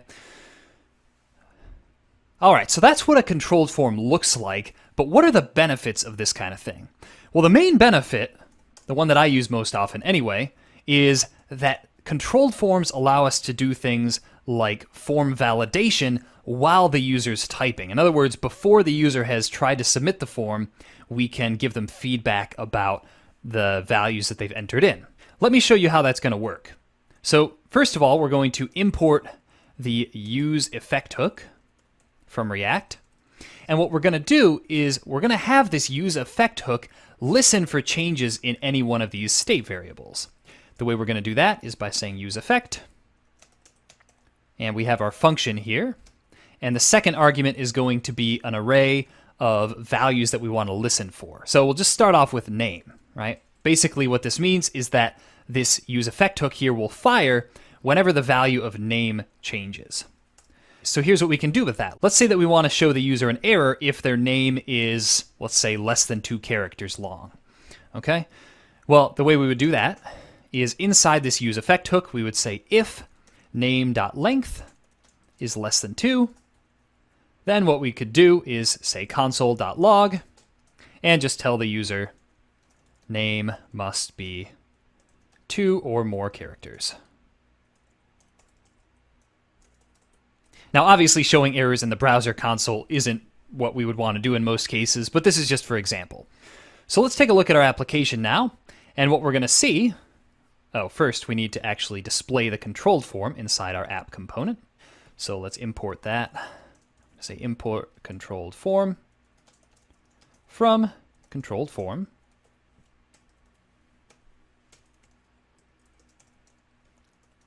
And we'll display our controlled form like that. And let's just refresh this and remove so that we're at localhost 3000. And let's start typing something into the name. All right. So we can see that when the name is 1 character, we get this error printed out that says name must be 2 or more characters. And then as we continue typing, it gets rid of that. Now, the way you would actually use this in a React app would look something like this. You'd probably have a state that would be something like name input error, set name input error, equals use state, and it would just be an empty string at first. And you could display that inside the form if you wanted to. So you could say name input error, and then you might just have a paragraph tag that displays it. So you would say name input error. And then if name.length is less than 2, what you would do is you would say set name input error, and you could just display some kind of message like name must be 2 or more characters. And then you would add an else block to this if statement, saying set name input error to nothing, right? So in other words, if the name is 2 or more characters, we don't want to show an error. And what this would look like, if we go back to our application, is we see that immediately it's displaying name must be 2 or more characters. As soon as we input something that's valid, it gets rid of that error. So as you can see, controlled forms are really just much better for doing interactive stuff like that. Okay, the next example of uncontrolled and controlled components that we're going to take a look at is modals. Now, in this case, we actually already have an uncontrolled version of a modal component from earlier in the course when we created this modal. Now, this modal is uncontrolled, and the reason we say that is that the modal itself is the one that's controlling whether or not it's shown, and it also controls when it's hidden. And there's a few problems with this setup. The main problem is that none of the other components, right? For example, if we wanted to display this in our app component, which we can do by importing it here and displaying it here. Let's refresh it there, and we can take a look at it. Okay. The problem is that the parent component really has no control over what this modal is doing. So let's say that we had another button on our page that we wanted to display the modal. Right? Let's say that we had a button under here that says show modal or something like that.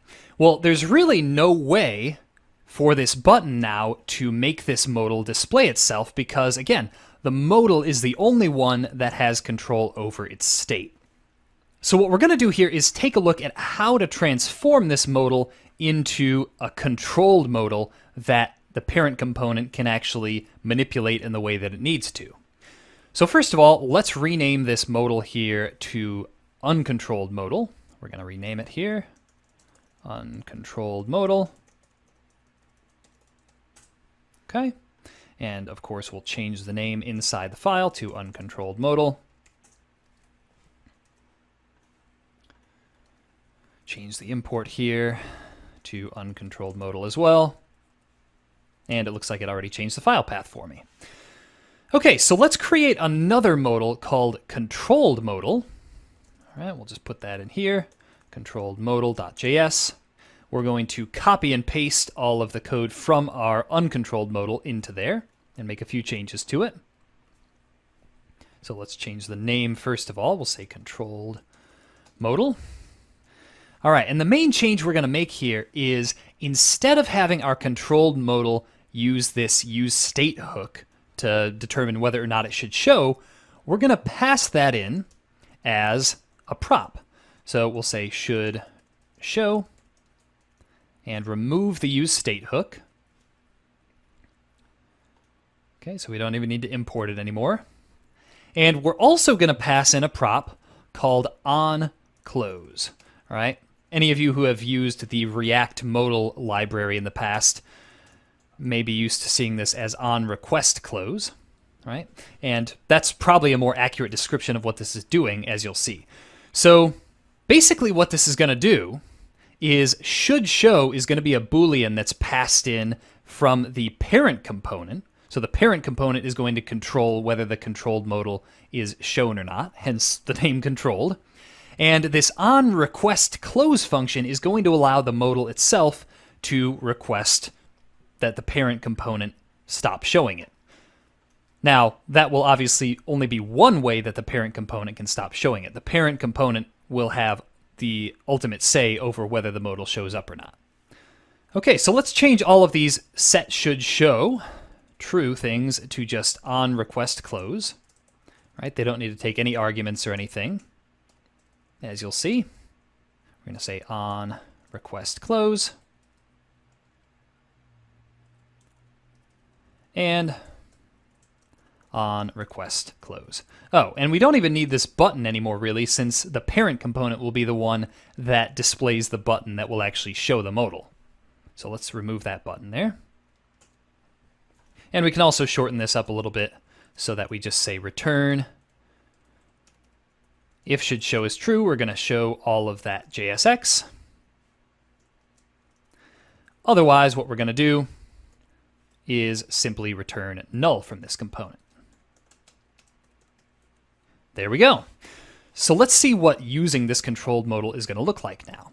Well, first of all, our app component is going to have a state that keeps track of whether the controlled modal should be shown or not. So we'll import the useState hook here from React.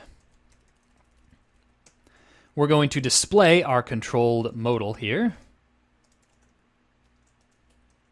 which we'll have to import up at the top. We'll say import controlled modal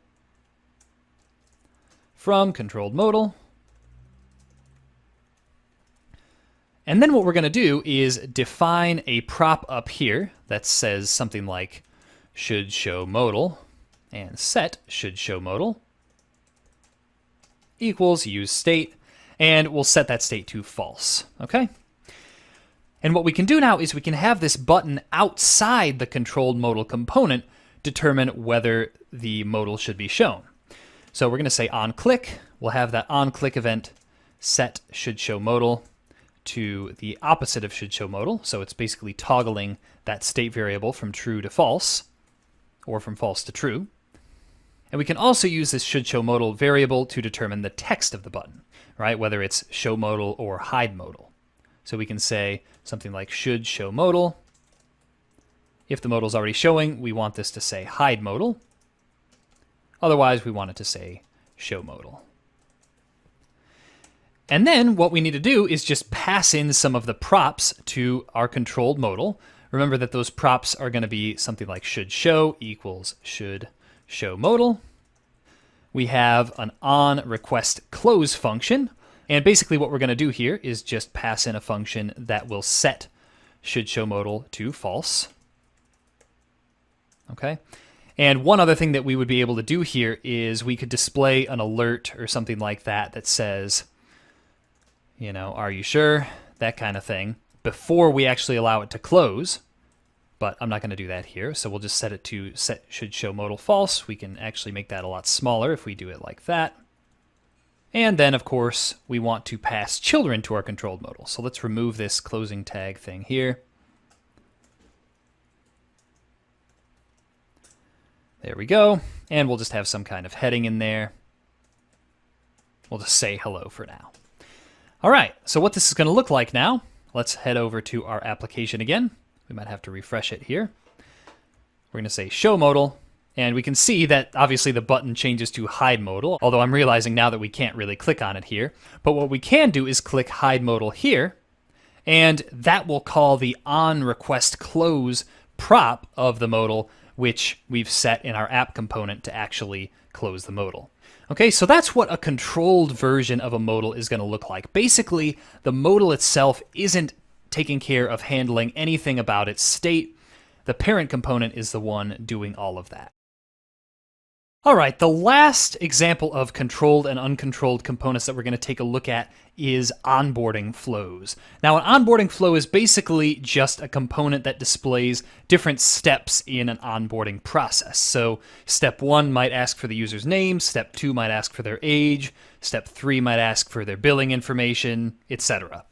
So first, let's start off by building an uncontrolled version of an onboarding flow. And after that, we'll see what it looks like if we convert that into a controlled version and some of the benefits that that provides us with. So we're going to start off here by creating a new component, which we'll call uncontrolled onboarding flow. So we're going to say new file, uncontrolled onboarding flow.js. And here's what this is going to look like. We're going to start off by saying import React and use state from React. You'll see how we use those in a second. And our component is going to look like this. We'll say export const uncontrolled onboarding flow. And it's going to take the children that we pass to it. You'll see what this looks like in just a minute.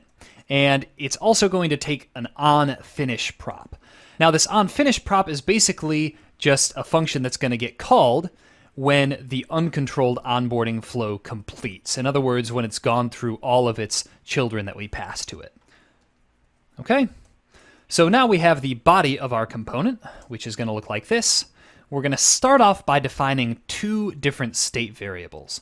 The first state variable is going to be called onboarding data. This state variable is basically going to contain all of the data that we collect from the user over the course of their onboarding.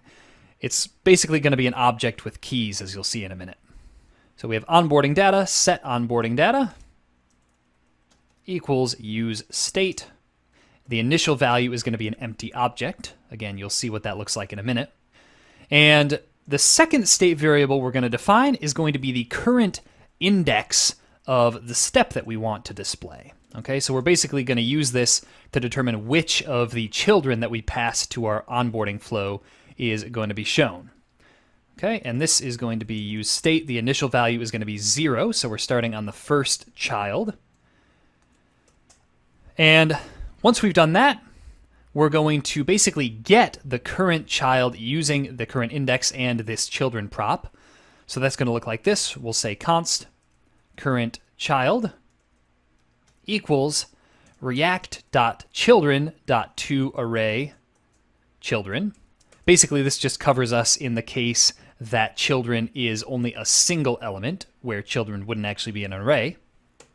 And then we're going to get the current index from children. Okay? And before we move on to defining what the JSX of our component is actually going to look like, let's talk about how we're actually going to use this uncontrolled onboarding flow component. Basically what it's going to look like, and I'm just going to remove all of the other components that we're not going to be using now. Okay, and we'll import our uncontrolled onboarding flow from uncontrolled onboarding flow and display it like this. So basically what this is going to look like is inside our uncontrolled onboarding flow, we're going to have several other components, each of which represents a step in the onboarding flow. So what I'm going to do is just define a few very simple components. We'll say const step 1, and we'll return a very simple component that just says step 1. And then we'll do steps 2 and 3 as well. So we'll have step 2, which will say step 2, and step 3, which will say step 3. There we go. So we're going to basically display these step components inside the uncontrolled onboarding flow, like this: step 1, step 2, and step 3. And our uncontrolled onboarding flow is basically going to control which of these components actually gets displayed on the page. In other words, if the current index is 1, it's going to display step 2. If the current index is 0, it'll display step 1. You get the idea. And let's also remove this should show modal thing here. We don't need that anymore. Okay. So now that we know how our uncontrolled onboarding flow component is actually going to work with other components, basically all we need to do is return the current child. Now the problem with this will work. If we take a look at this, we'll see that it's displaying only step 1, right, since the current index starts off on 0, but the components themselves, steps 1, 2, and 3, don't actually have any way to go to the next step. So there's two ways we could do this. One way would be to simply give our uncontrolled onboarding flow the ability to do that. Let me show you what I mean. We could say return inside React fragments here. We're going to say current child.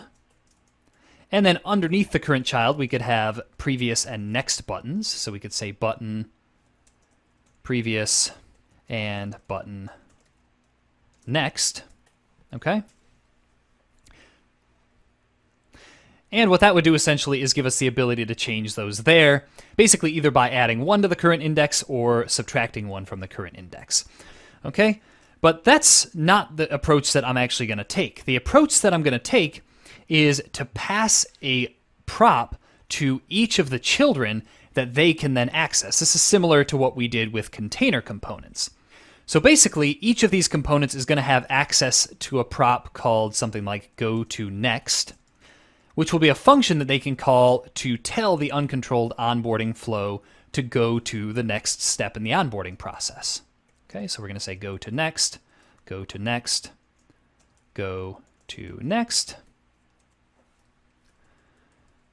And for each of these components, we're basically going to have it look like this. We'll have a React fragment, and we'll have a button that says onClick equals goToNext.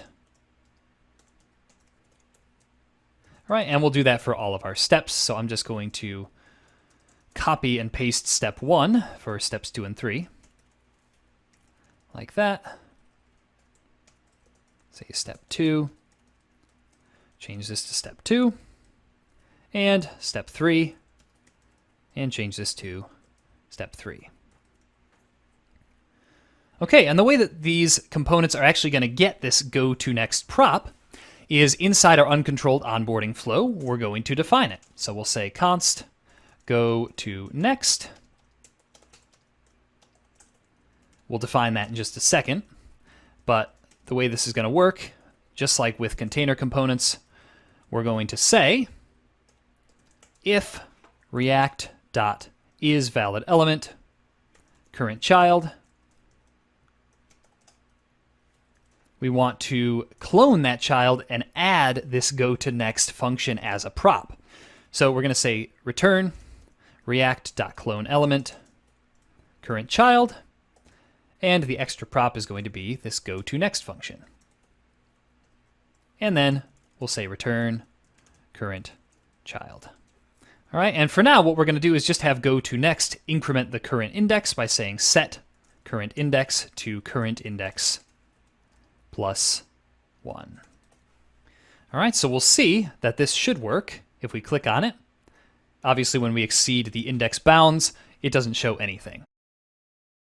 Okay, so that's the beginning of our uncontrolled onboarding flow. Next, let's take a look at how to work with this onboarding data thing.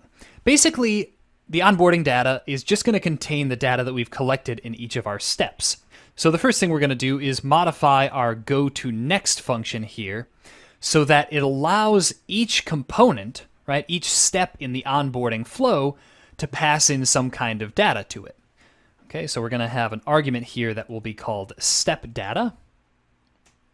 And this step data is basically just going to be an object that contains some keys and values, whatever keys and values the current step needs to add to the state. You'll see what that looks like in just a second.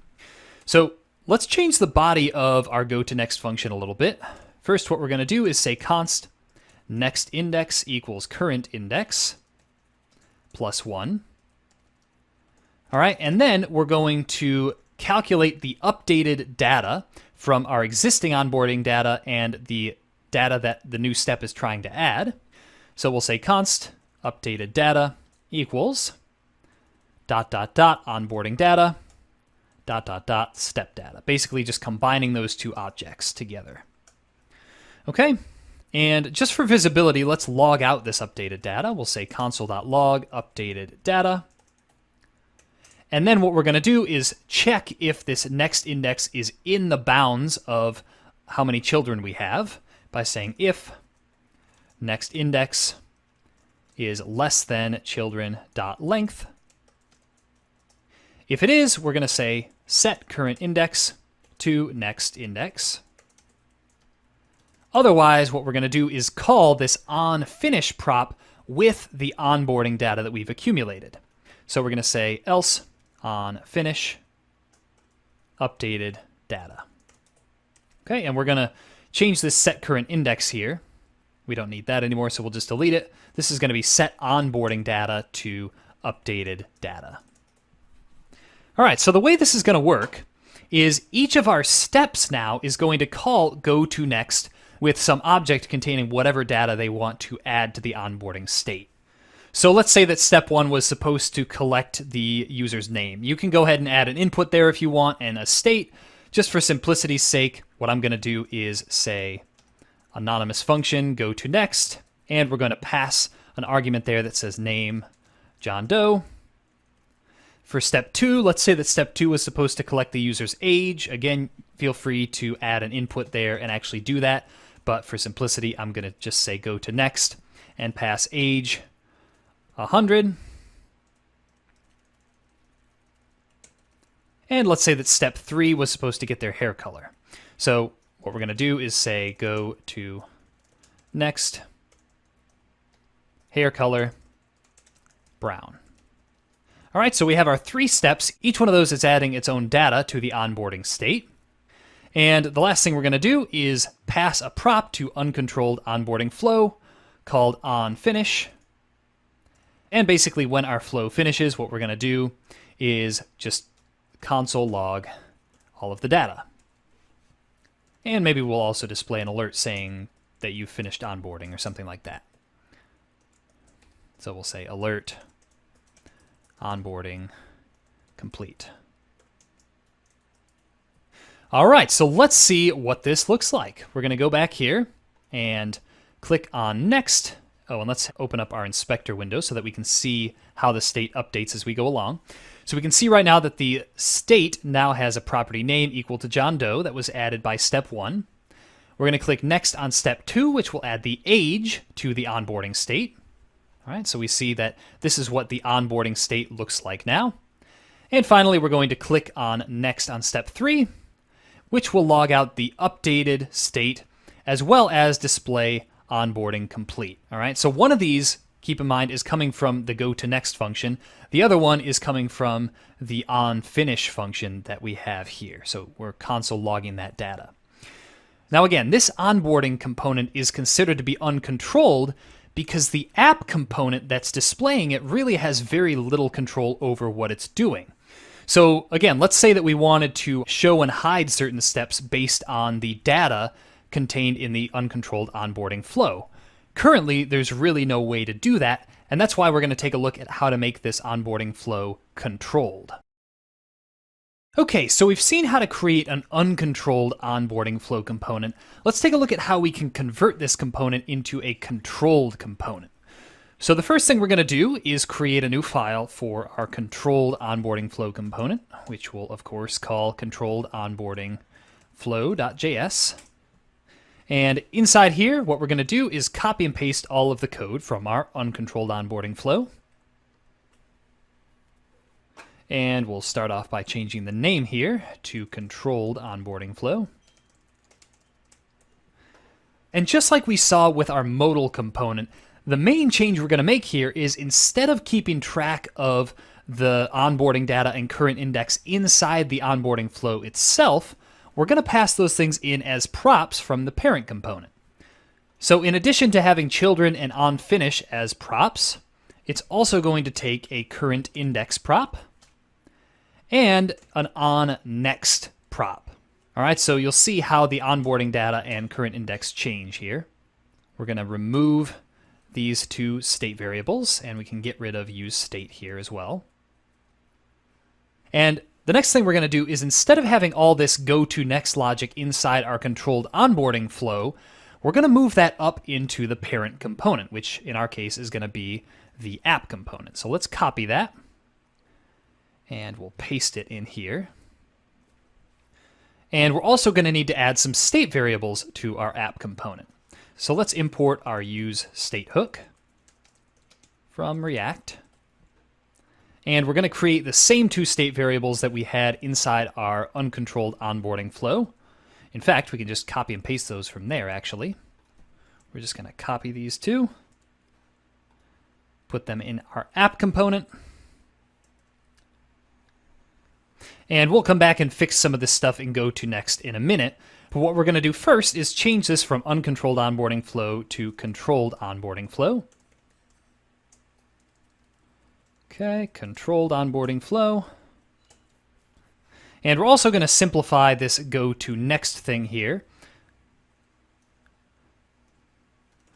What we're going to do is simply say set onboarding data to current onboarding data, right? So onboarding data and step data. We're just using the spread operator there to combine those two. And under that, we're going to say set current index to current index plus 1. Okay? And let's also change the name of goToNext to just onNext. And we'll pass it to our controlled onboarding flow. So we're going to delete those props there. We're going to pass in the current index, since we have that as a state variable now in our app component. So current index equals current index. Oops, I imported something accidentally.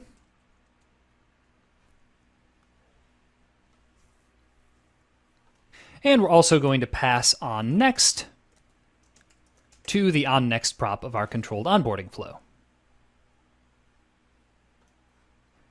And then what we're going to do is really simplify the goToNext function from our controlled onboarding flow. We're going to remove the entire body and change that to simply call the onNext function that we're getting passed in as a prop here. So we'll say onNext and call that with the step data.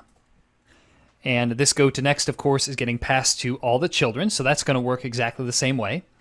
And we should be good to go now. If we go back to our app and click on Next, we should see that it works just like before.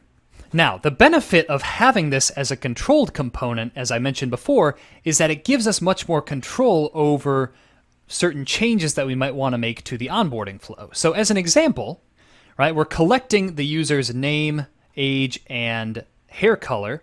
What if, based on their age, we wanted to tell the user whether they qualified for our site's senior discount or something like that? Well, here's what that would look like. I'm going to add another step in between the old step 3 and step 2. We're going to change this last one to step 4. Okay, and in step 3, we're not going to pass anything to go to next. We're just going to pass an empty object here. And we're going to say something like, congratulations, you qualify for our senior discount. Something like that, right? Now, we obviously don't want to show this step to users who are under a certain age. I think in America it's 62 or something like that. So what we can actually do, because our app component now has access to the current state of the onboarding, right, what index it's on, and the onboarding data, what we can do is we can only display step 3 if a certain condition is met. In our case here, and we're going to add step 4 there as well, in our case here, we can say something like, if onboarding data.age is greater than or equal to 62, then we want to show step 3. Otherwise, we want to skip straight to step 4. So what's going to happen now, because we're setting age to 100 in step 2, we should see step 3 show up. So I'm going to just refresh this so we go back to step 1. And I'm going to click next, next, and we, of course, see step 3 and click next and go to step 4. However, if we change this now to something less than 62, right, if we say 50, for example, and refresh, we're going to see that we'll skip straight over step 3. So essentially what this controlled onboarding flow gives us is much more flexibility over what our onboarding flow looks like and how it changes as we go on. All right, the next React design pattern that we're going to take a look at is something called higher order components.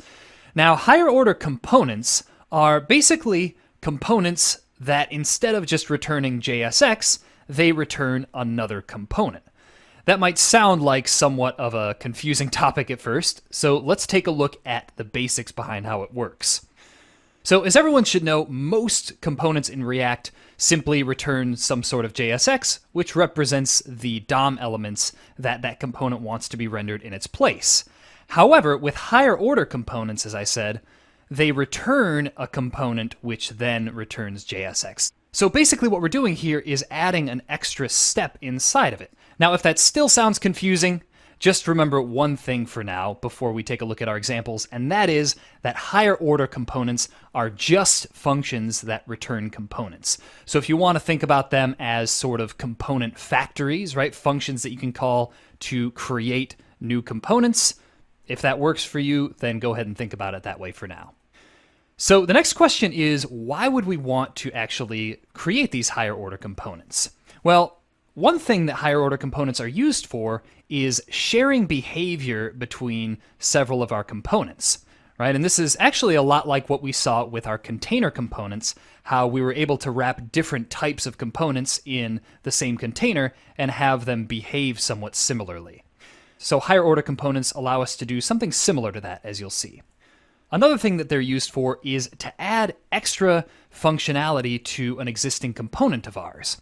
So if we have an existing component that someone else built, what we can do is use higher order components to add new functionality to that component. All right, so for our first example of higher order components, what we're going to do is create a component that will allow us to automatically print out the props from different components. So first of all, you're going to want to copy the starting state from the exercise files, since it's different than what we saw before. Namely, we have our server.js file, which is back again from when we last used it. And we also have a few of the old components that we've built previously, such as user info. Okay, so what we're going to do is we're going to start off by creating a new file, and we'll call this file printprops.js. So this printprops thing is going to be a higher order component. Let me show you what it looks like exactly. We're going to start off by saying export const printprops equals, and this is going to be a function that takes a component as an argument. Okay, so it's going to look like that. Now, one thing that I want to point out before we move on is that higher order components don't normally follow the same convention as regular React components having a capital letter at the beginning of their variable name. And the reason for that is that with higher order components, we almost never actually display them inside JSX directly, right? So we'll never display this print props component inside JSX like that, which is why we don't need to start it with a capital letter. So now that we have that component defined, what we're going to do is return a new component. Okay, so we're going to say return, and this component is going to look just like a regular component would look. In other words, it's just going to be a function. Okay, and it's going to take the component's props like that and return some JSX in its place. Namely, we're just going to display the component that we passed in as an argument with all of the props passed through from the component we're returning. Okay, so essentially this unnamed component here that we're returning from print props is simply going to display the component that we passed in when we first called our higher order component here. Now, in order to make this print props higher order component live up to its name, what we're going to do is print out the props inside this component that we're returning. So we're going to say console.log props, and that's all there is to it. So now that we have this higher order component, how do we actually use it? Well, in order to see that, let's open up app.js, and we're going to say import print props from print props.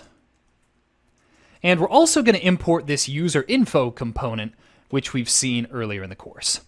So we're going to say import user info from user info. Okay, now the way that we're going to use this print props higher order function is we're basically going to create a wrapper around our user info component, and that wrapper will automatically print the props that are getting passed into it. Here's what I mean by that. We're going to say something like const user info wrapped, we'll call it, equals print props, and we're going to call our print props higher order component passing the user info component as an argument. Okay, so this user info wrapped thing now is this component that we're returning from our print props function. It's almost as if we were to say export const user info wrapped equals this thing right here. That's essentially what we're saying in our app file here when we're saying user info wrapped equals print props user info. Okay.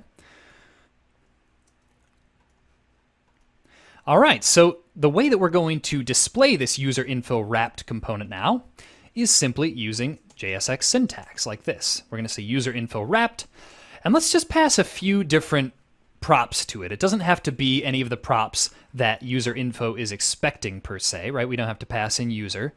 We can just pass in a prop called A, which will be number 1. We'll pass in another prop called B, which will be a string that says hello. We'll pass in another one C, which is going to be an object, I guess, with, we'll say name Sean, that kind of thing. And what we're going to see now, if we run our code, and you don't need to run the server file for this yet, we'll get to that later. We're going to say npm run start, and that's going to display our user info component, right? And it's displaying loading just because of what we did earlier, where we displayed loading if user didn't exist, okay? So ignore that part. What we're interested in here is the higher order component that we created, which is automatically displaying the props that we're passing into it. So we can see that we have A1, B hello, C, which is an object with name equal to Sean. So this print props thing has been a very simple example of a higher order component. And the cool part is that it can obviously be used for things that are a lot more useful than printing props. All right, so now that we've seen the basics of how to create higher order components, the next thing we're going to take a look at is how to use higher order components to load data and give that to components. This is going to be pretty similar to what we saw before with container components. So what we're going to be doing is creating a higher order component called withUser that will basically take care of loading user data from the server and passing it to the component that we wrap it with. So let's start off by creating a new file here called withUser.js. And here's what this component is going to look like. We're going to say import React useState and useEffect from React. And we're also going to import the Axios package that we saw before. Say import Axios from Axios. We're going to be using that to load data. And then we're going to say export const with user. And just like we saw with our print props higher order component, this with user higher order component is going to take a component as an argument. Okay, and it's also going to take another argument, which will be the ID of the user that we want this higher order component to load. All right, and then what this higher order component's going to do is return a component that simply takes the props object. You'll see how we use that in just a second here. And inside here, we're going to have a state variable, which is going to be the user that we want to load from the server. So we're going to say user set user equals useState. The initial value of the user is going to be null. We're going to load the user with a useEffect hook, where we'll say async, and we're going to get the response by saying const response equals await axios.get. Inside backticks here, we're going to put the URL of the user's endpoint. So we're going to say /users/ and then the user's ID. Okay, and under that, we're going to say set user to response.data. And then we're going to call this async function by putting parentheses after it. Okay, so that is our useEffect hook. The only thing we have to do now is return the original component that we passed in as an argument to our with user higher order component with this user state as an additional prop. Now, the way we're going to do that, we don't actually have to clone the element as we saw before because we're passing in a component and not a React element. So what we're going to do is say return component. We're going to pass in the original props. So the component we create by calling with user is going to behave exactly like the original component, except with extra user loading capabilities. And to add the user prop to this component, we're going to say user equals user. Okay, so we're taking all of the original props and adding our own user prop. And that's pretty much all we need to do. So now that we've created our with user higher order component, let's go into our app component and see how it works. We're going to start off, obviously, by importing the with user higher order component we just created. And then, just like we did with print props, which I'm going to just remove here, we're going to say const user info, and we can call it user info wrapped, user info enhanced. I'm going to call it user info with loader. And then we'll say equals with user and wrap our original user info component. Okay, and then we just have to display our user info with loader component that we just created by saying user info with loader. We don't have to pass any props, but what we do have to do, I almost forgot this, is pass in the ID of the user we want to load as the second argument here. So let's just load user number 234, right? The user with ID 234. What we're going to do, we're going to need to actually run the server before this will work. So I'm going to open up another terminal. And we can run the server, remember, by saying node server.js. And there we go. So let's head over to our app, and we'll reload it. We have the user with ID 234 loaded from our server through the use of a higher order component called with user. Okay, so now that we've seen how to load data with a higher order component, the next thing we're going to take a look at is how to take this one step further and allow our higher order components to also edit server data. What we're going to do is, let's say that instead of just having a user info component that displays the info of a user, let's say that we have another component, which we'll create right here, called user info form, which allows us to edit the information of a user on the server. Now, if you look back in the server.js file, you'll see that we have endpoints that will allow us to edit the user as well, right? These are post endpoints, as you'll see. So we're going to come back and implement our user info form shortly. But before we do that, let's create a new file, which will be our higher order component. And we're going to call this higher order component with editable user. And the basic idea of this higher order component is that in addition to loading the user from the server and passing it to the component that we wrap with it, it's going to allow the component that we wrap to change that resource through several other props that it'll pass to it. You'll see what I mean in just a second. So to start off, we're going to import React, use state and use effect from React. And we're also going to import Axios from Axios, which we'll be using to make network requests.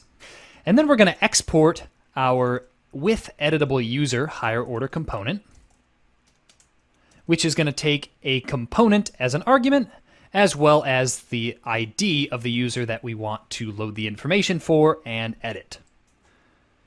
And then, just like we've seen before, we're going to say return props. And this is going to be the component that we're returning here. So this component is going to have two state variables. The first state variable will be called original user and set original user. And this is going to represent the data that we have on the server side, right? So as we make changes to the data on the client side, we'll want to have a backup copy of the server side data in case we want to reset to that original data. I'll show you what that looks like shortly. So we're going to use a useState hook here now. The initial value of that state is going to be null while we're loading the user. And the next state is going to be called user and set user. And this is going to be the current data that we're editing on the client side. So we're going to say useState. The initial value for that is going to be null as well while we load the user data. All right, next up, we're going to use our useEffect hook. Inside here, we're going to have an async function. And before I forget, let's add an empty array to this one. I think I might have forgotten that in our with user higher order component as well.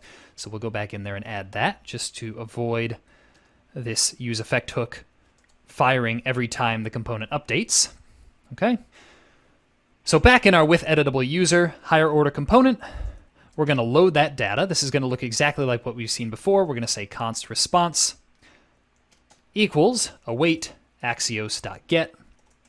And the URL here, which we're specifying in backticks, is going to be users/user ID. All right, that's the user ID argument that we passed in up here. Okay, so now that we have our response, we're going to set both the original user and the user state variables to the response data. So we're going to say set original user response.data and set user response.data. And then we're going to call this async function like that by putting parentheses after it. And then just like we did in our with user higher order component, we're going to say return, and we're going to return the original component that we passed in as an argument with all of the props and one additional prop, which is going to be the user that we've specified here. We're going to say user equals user. Okay, so just passing that state variable through. So currently, our with editable user hook is exactly the same thing, almost, as our with user higher order component. What we're going to do, though, is add a few more functions in here that will actually modify the user data on the component when certain functions are called. Let me show you what I mean by that. We're going to start off here by specifying an onChangeUser function. And this is going to take the changes as an argument, right? It's going to be an object containing the things that we want to change about the user. And what this is going to do is say set user, and we're simply going to apply those changes to our user state up here by saying ..user .changes, right? So that's going to combine the current state of the user with the changes that are passed to this onChangeUser function, okay? And now that we've defined this function, we're going to pass it to this component as a prop. So we're going to say onChangeUser equals onChangeUser. Okay, we're going to have to specify this onChangeUser as a prop in our user info form when we implement it. All right, so that basically will make changes to the state, but we also want to have a function called onSaveUser that's basically going to write these changes to the server, right? It's going to make an actual server request that will persist these changes on the back end. So for that, we're going to say const onSaveUser equals And this one isn't going to take any arguments, but it is going to be async. So we'll say async. And inside here, what we're going to do is make a server request by saying const response equals await axios.post. The URL we're going to be making a post request to here is the same one as we made the GET request to, so /users/user ID. And we're going to want to include a request body here, which will contain the updated user that we want to write to the server. So for that, we just put an object here and add the user there. And if you take a look at the actual endpoint that this is sending a request to, you'll see that it basically just takes this user and modifies its in-memory database to make that user persistent. Okay, and now that we have our response, this response here is actually going to contain the updated user from the server. You can see that if you take a look at the endpoint again. So all we need to do is we want to set our original user to that updated user and set our user state to that response.data as well. Okay, you'll see again what this original user thing is in a second. All right, so we've specified this onSaveUser function. We're going to pass that as a prop as well to this component. So we're going to say onSaveUser equals onSaveUser. And the last function we're going to define here is going to be called onResetUser. And what that's going to do is simply reset the state of our user here to the state of our original user when we first loaded the user from the server. Okay? So that'll be used if, the user is editing something in the user info form and they want to reset it to the way that it was before. Okay? So all we need to do for that, this is what the original user state is for in the first place. We're just going to say set user and set the user to the original user. Okay? And then let's pass through onResetUser as a prop to this component as well. OnResetUser equals onResetUser. And that should be all we need to do. So we have our withEditable higher order component all set up. So what we're going to need to do now is create this user info form. This should be pretty simple to implement. What we're going to do is we're actually going to import our withEditable higher order component. So import withEditable. And then we're going to say export const user info form. Now, before I go any further, what I want to say is that so far, whenever we've wanted to use a higher order component, we've specifically created a separate component without that functionality. Let's say user info, for example. And we've explicitly wrapped that with our higher order component and created another named component from that. Now, that's perfectly fine to do, and it definitely makes it nice and readable when you're using it. But what you're also allowed to do is simply use this higher order component when you define another component in the first place. What I mean by that is we're going to say export const user info form equals withEditable. Okay, and then we're going to define our user info form component directly inside this withEditable component's arguments. Okay, so it's going to look like this. We're going to take the props, which will be user, onChangeUser, onSaveUser, onResetUser. I believe that's all we need there. And then inside here, it's just going to look like a regular component. We're going to start off by getting the basic information from this user. So we'll say const name, age, and hair color equals user, or since the user can be null, we're just going to put an empty object there to avoid JavaScript errors. And then we're going to say return, and if the user has loaded, we're going to basically return a form that will allow us to edit each of these pieces of data. So we'll have name, like that, and this will be an input with the value equal to name. And on change now, instead of having a useStateHook inside our user info form component that we're defining here, we're actually going to call this onChangeUser prop that the higher order component has already defined for us. So what that's going to look like, we're going to say e, and we're going to call onChangeUser with a changes object, which is just going to be an object containing the properties we want to change. And we're going to say change the name of our user in the higher order component to e.target.value. Okay? And that's basically all we need to do. So that's the name input. And this could be a label as well. It's probably better to make that a label. Label.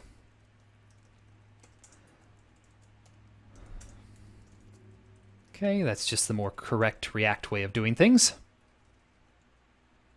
And then we'll do the same thing for the user's age and hair color. Okay, so we'll have age. The type of this will be number.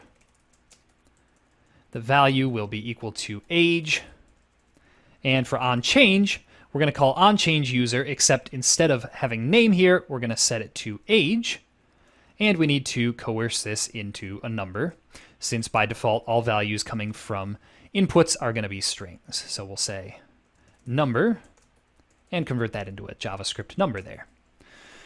Okay, and the last one is going to be the hair color. So let's change this to say hair color. Okay, the value is going to be hair color. And for onChange, the property is going to be hair color. And that is going to be set equal to e.target.value. Okay, so currently the value of each of these inputs is linked to the value of this user object through this onChangeUser prop that it's getting passed from the higher order component. So the last thing we're going to do in this user info form is add an onSaveUser and onResetUser buttons. Okay, so down here underneath all of our inputs, we're going to add a button for resetting the user. Right? This will basically reset all of the values back to what they were before we changed the input values. So we'll say button on click equals on reset user. And this button will say reset. And we'll have another button whose on click method we'll call on save user. And the text of that button will be save changes. Okay? And then, since we're expecting this user to be loading at some point, we're just going to add another clause to this ternary operator that just says loading inside paragraph tags.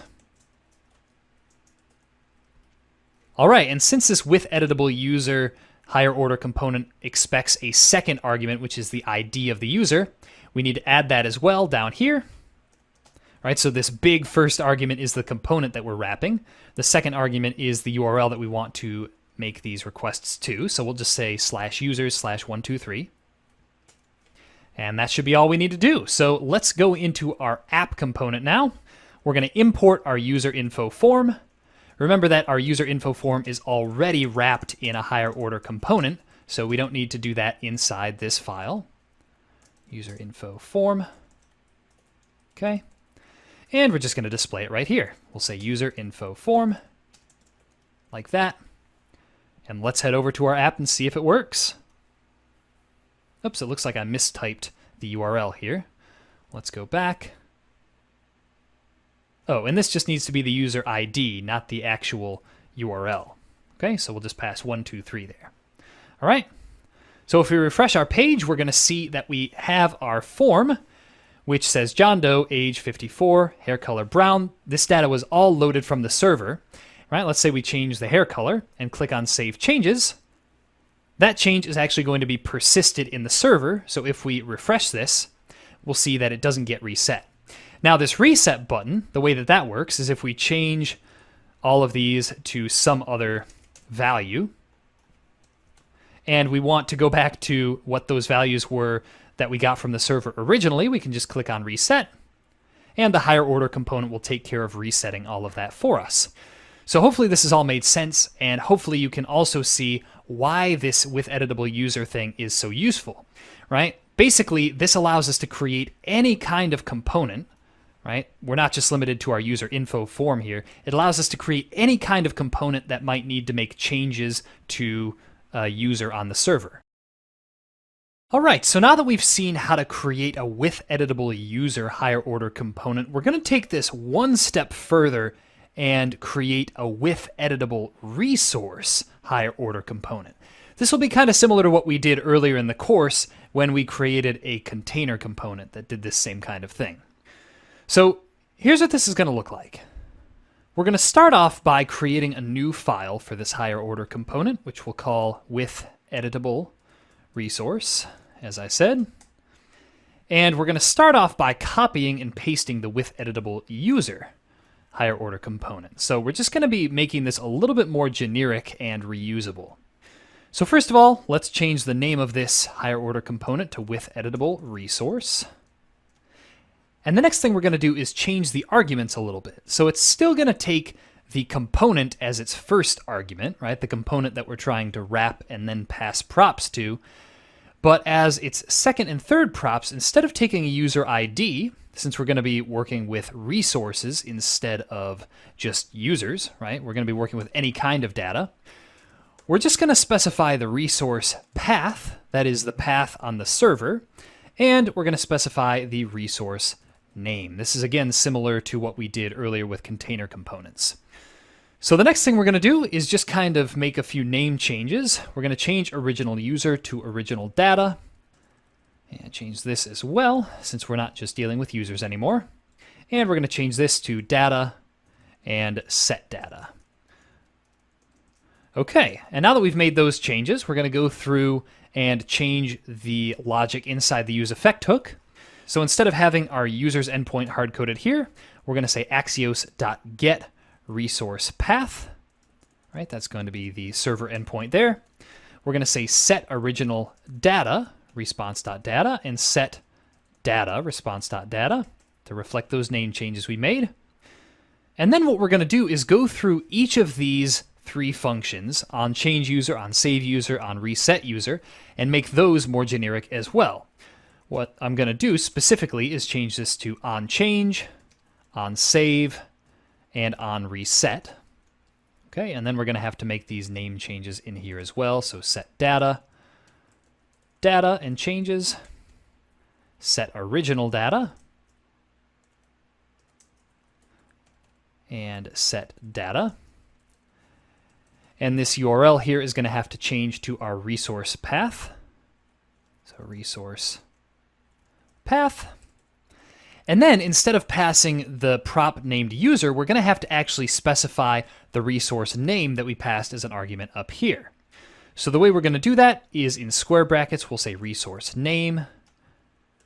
And then after that, we'll say data. Okay.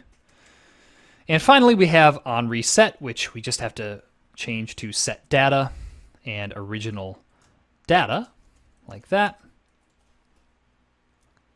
And now comes the kind of tricky part. What we need to do, obviously, we want to allow ourselves to pass in on change user, on save user, on reset user, right? We don't just want to shorten each of these to on change, on save, and on reset. And the reason for this is because there may be situations where we want to use the same higher order component several times over again, right? Let's say that we were building a component that needed to use both user data and product data from the server. Basically what we would do is wrap that twice with editable resource, right? We'd say with editable resource, and then with editable resource again, and then we would wrap some component, right? We might say homepage or some component like that.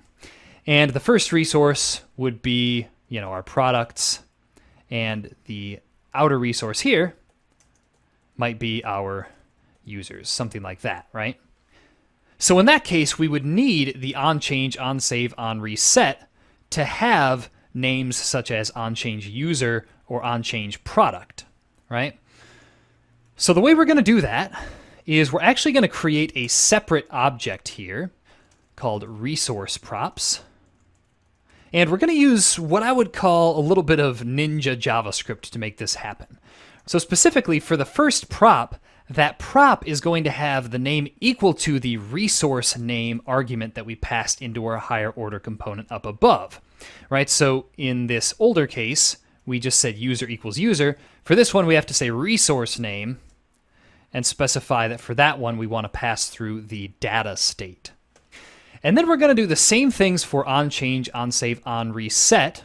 The tricky part with these is that we have to actually add on onChange user, onSave user, right, onReset user, or whatever the resource name is to the end, and we have to capitalize that. So the way that we're going to capitalize that string is by defining a capitalize function up at the very top of our component file. And this is going to be where the Ninja JavaScript comes in. We're just going to say that this function takes a string, and we're going to say string.character at 0.to uppercase plus string.slice1. Okay, basically all this does is it capitalizes the first letter of a string. Don't worry too much about the JavaScript details there if you're not super strong in that. So now that we've done that, what we're going to do is specify the other prop names inside this resource props here. What we're going to do, we're going to use square brackets and say onChange, and then into this template string we're going to insert the capitalized resource name. So capitalize resource name, and that's going to be our onChange function that we defined above. And then we're just going to do this exact same thing with onSave and onReset. Okay, so onSave, onReset, and we're going to change these as well. Okay, and that should really be all we need to do. The last thing we're going to do is just replace all of these user, onChange, onSave, etc., and pass the new resource props that we've defined there to our component. So we're going to say resource props like that. And that should be all we need to do. So let's see how this thing is going to work. Oops, and I accidentally deleted a curly brace there. So the way this with editable resource component is going to work is we're going to go into our user info form component that we had from earlier. And instead of using with editable user, we're going to change this to with editable resource. So let's say import with editable resource. Change this here to with editable resource. Okay, and the props that we're destructuring inside the component are going to be exactly the same, right? Because we're going to pass in the resource name and resource path, which will be taken by our with editable resource higher order component and converted into onChange user, onSave user, onReset user, and so on. So now we just need to change the final props that we're passing to this higher order component. First, we need to pass in the path of the resource we want to load, which is going to be /users/123. And then we just have to pass in the name of the resource, which is going to be user. All right, so let's see if this thing works now. Make sure you have your front end and back end both running. And we'll head over to here and refresh. Sure enough, we see that it correctly loaded the data for us. And if we try and change this now, we'll change a few of these properties here. Give John blue hair. Click on Save Changes. And if we refresh now, we'll see that those changes were persisted on the server. And we can also see that reset works. If we just make a few random changes to these things here, click Reset. That will reset all of those things to what they were before. So as you can see, everything is working just like we had it with our original with editable user, except now we can change basically any kind of resource, be it products, users, articles, anything that we need to. So that's the real power of higher order components in React. All right, the next React design pattern we're going to take a look at is the pattern of custom hooks. So what are custom hooks? Well, custom hooks are basically when instead of just using the basic hooks that React provides us with, such as useState and useEffect, we actually combine these hooks into our own new hooks. So what this might look like is, let's say we want our component to have access to products from the server. Well, we could either create the product state and actually load the products inside the component itself, or we could create our own custom useProducts hook that encapsulates this functionality. We're going to see how to do this very shortly, but this that you see here is what custom hooks will generally look something like. When we use custom hooks, right, once we've created our custom use products hook, use users hook, whatever kind of resource or functionality we're trying to encapsulate in that hook, the way we use it in our component is usually like what you see here. We just say const products equals and then our custom hook. And one thing to note is that custom hooks do have to start with the word use. Okay, that's just something that React requires us to do, and it has to do with the way that hooks work behind the scenes. But we won't get into that right now. So custom hooks are used for pretty much the same thing that we've seen with higher order components and container components. They're used to allow us to share complex behavior between several different components, right? Like what I said before, if we want to, say, load products from a server, instead of having to specify that same loading logic over and over again, we can put that logic into a custom hook and simply use the hook in each of our components. So now that we know the basics behind custom hooks in React, let's see what they actually look like and how we can add them to our React applications. For this example, we're going to be doing basically the same thing that we've done before with our container components and our higher order components. We're going to start off by seeing how to load a current user from the server. And by the way, you're going to want to get the starting state of this from the exercise files if you're following along. So we're going to start off by seeing how to load the current user from the server. And then we're going to expand this to be able to load any user from the server, and this will be followed by seeing how to load different resources, and finally we'll top that off by seeing how to create custom hooks that can work with any kind of data source. So again, similar to what we did with container components. So to get started, you're going to want to first run the server by saying node server.js, and then we'll open up another terminal or just another tab in your terminal, and run our React app by saying npm run start. Okay, and now that we have both our front end and back end running, let's create a new file for our first custom hook. Now remember that custom hooks need to start with the word use, so we're going to call this custom hook useCurrentUser. And what it's going to do is allow whatever component uses it to have access to the current user that we're going to load from the server. So let's create that file, and our custom hook is going to look something like this. We're going to say export const useCurrentUser. And custom hooks are really just functions that call other hooks. So the next thing we're going to do is import a few things up at the top. We're going to start off by importing useState and useEffect from React. And we're also going to import Axios since we'll be loading some data from the server here. Okay, and let's create a user state variable here by saying const user and set user equals use state. And then just like we've seen before, we're going to have the initial value of our user be null while we're loading it. And then we'll use our useEffect hook to actually load that user. And let's make sure to add an empty array as the second argument so that it doesn't get called every time the component that's using this custom hook updates. And inside this useEffect hook, we're going to create and call an asynchronous function like this. And this is going to be just like what we've seen several times already. We're going to say const response equals await axios.get. The endpoint for the current user is going to be /current-user. And under that, we're going to say set user to response.data. Okay, and let's call this asynchronous function. And the last thing we need to do now is define what the component that actually calls this custom hook is going to have access to, right? In other words, what data are we going to give it? And to do that, all we have to do is say return user. So this basically means that when another component uses this useCurrentUser hook, it's going to look like this. They're just going to say const current user equals useCurrentUser.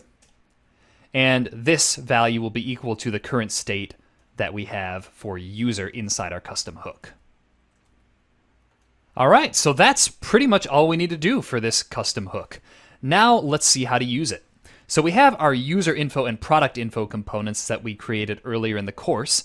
So let's open up our user info component and see how to add this custom hook. Okay, so when we created this component earlier, we made it so that user was passed in as a prop. So that's usually from the parent component. Now, this is often what we're going to want to do since we'll want user info to be able to display different users based on where it's being displayed in the page. However, just to get a feel for how this useCurrentUser hook is going to work, I'm going to remove this prop for now. Okay, so we see that we're getting the red underline under user. What we're going to do now is import this custom hook. We're going to say import useCurrentUser from useCurrentUser. And up here at the top of our component, we're going to say const user equals useCurrentUser. And that should be all we need to do. So let's just display this user info inside our app component now. All right, so we're going to import it. Import user info from user info.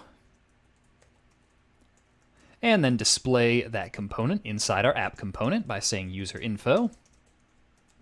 And now if we go back to our browser, we're going to see that the current user, which is in our current user endpoint on our server, is displayed inside the user info component. So that's how you create a very simple custom hook in React. All right, so we've seen the basics now of creating custom hooks. So what we're going to do next is take our useCurrentUser hook that we created and modify it a little bit so that we can make it load any user we want from the server. So here's what this is going to look like. We're going to start off by creating a new file, and we'll call this file useUser.js. And for the code here, we're going to start off by just copying and pasting our useCurrentUser custom hook that we created. There we go. And the changes we're going to make are going to look like this. We're going to start off, of course, by renaming our custom hook to useUser. And this custom hook, since remember that custom hooks are just functions, this custom hook is going to take an argument, which will be the ID of the user that we want to load from the server. Okay, and from there, really the only other thing we have to do is change the URL that we're sending this request to. Okay, we're going to use backticks and say /users/ and then insert the user ID argument into that URL. And then we just need to add user ID to the useEffectsArray argument here so that basically this useEffect will refresh and reload the user if the ID of the user changes. And that's pretty much all we need to do. So let's go back now to our user info component and take a look at how to actually use this useUser custom hook.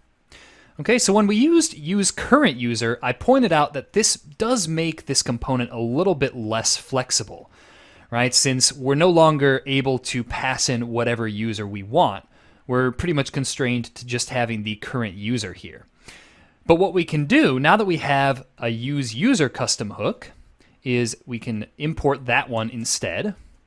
Okay, we're going to say import useUser from useUser.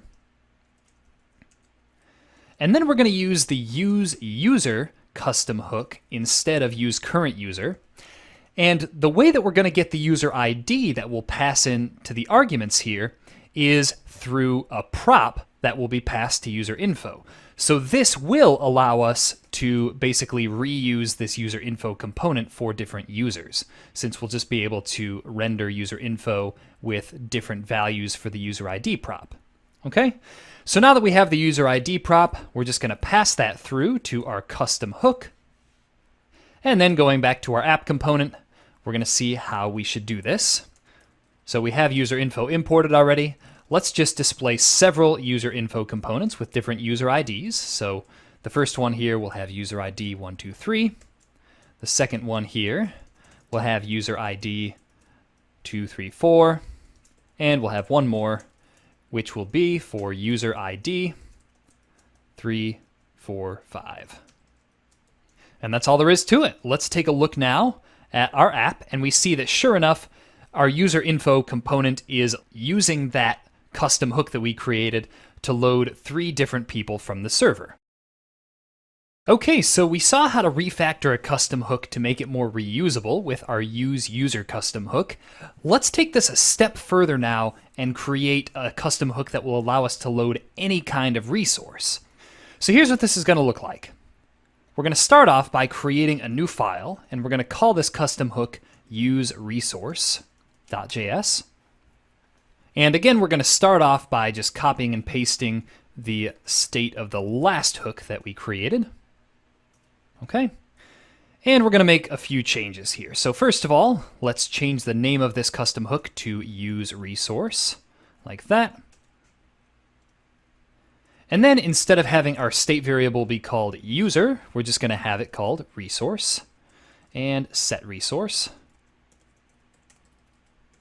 And then down here, what we're going to do is instead of sending a GET request directly to the /users URL, we're going to remove that and allow ourselves to pass in the URL that we want to load the resource from as an argument to our custom hook. So the argument here, we'll call it resource URL, and then we'll simply pass that URL to axios.get. Okay, and then we just have to change this to set resource, change user ID here to resource URL, and change return user to return resource. Okay, so what we're able to do now is use this useResource custom hook in a pretty similar way to how we used our useUser custom hook, except with useResource. Here, let me show you what it'll look like if we import it and then use it down here. We're going to say const user equals useResource, and all we have to do here is just pass the URL of the resource. So in our case here, that's going to be /users/ and we'll pass in the user ID prop like that. Now this should work exactly like it did before, right? We see that nothing's changed. But the nice thing about this useResource custom hook now is that we can use it to load basically anything else we want. So let's open up the product info component that we had from earlier and see how we can use the useResource custom hook to load products as well. So let's start off by importing useResource from useResource. And what we're going to do is instead of passing in the product as a prop to product info, we're just going to pass in the product ID. We're going to use this in exactly the same way that we did with the user info component.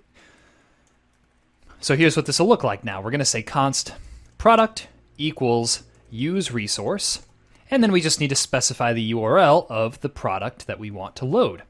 So that's going to be /products/ and we're going to insert the product ID into there, like that. And that's all there is to it. Let's head over to our app component now, and we can leave the user info components the way they are. In fact, let's just remove one or two of them so we can see the product info one more clearly. Let's import product info up at the top here. Import product info from product info. And display it by saying product info. And for the product ID, let's just pass in one of the IDs that we have on our server, such as 1234. Okay, so let's take a look at this and see if it worked. It looks like in product info, we just have to add something to make sure that product actually exists. So we'll add that there, like that. And that should be all we need to do.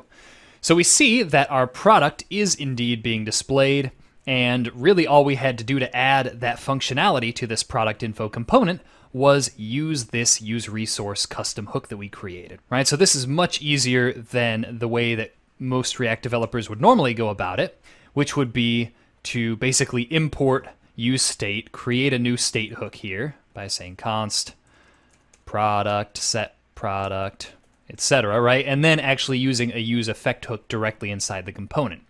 So to sum all that up, this useResource custom hook allows us to quickly and easily load any server-side resource inside any component. All right, so we made our custom hook very, very reusable and flexible by creating this useResource custom hook. What we're going to do here is take it one step further and allow ourselves to specify any data source for our components with a custom hook. This is going to be very similar to what we did earlier with our container components. So let's start off by creating a new file for our new hook here, and we're going to call this new hook useDataSource.js. And as usual, we're going to start off by copying and pasting the last custom hook that we created. And here's what this is going to look like. So instead of specifying a resource URL for ourselves here, what we're going to do is allow ourselves to pass in a function that will specify how exactly to get the data. Right? This function is basically going to tell our custom hook where to find the data. So we'll call this function getResource function, like that. And of course, we need to change the name of our custom hook here. So we'll say useDataSource.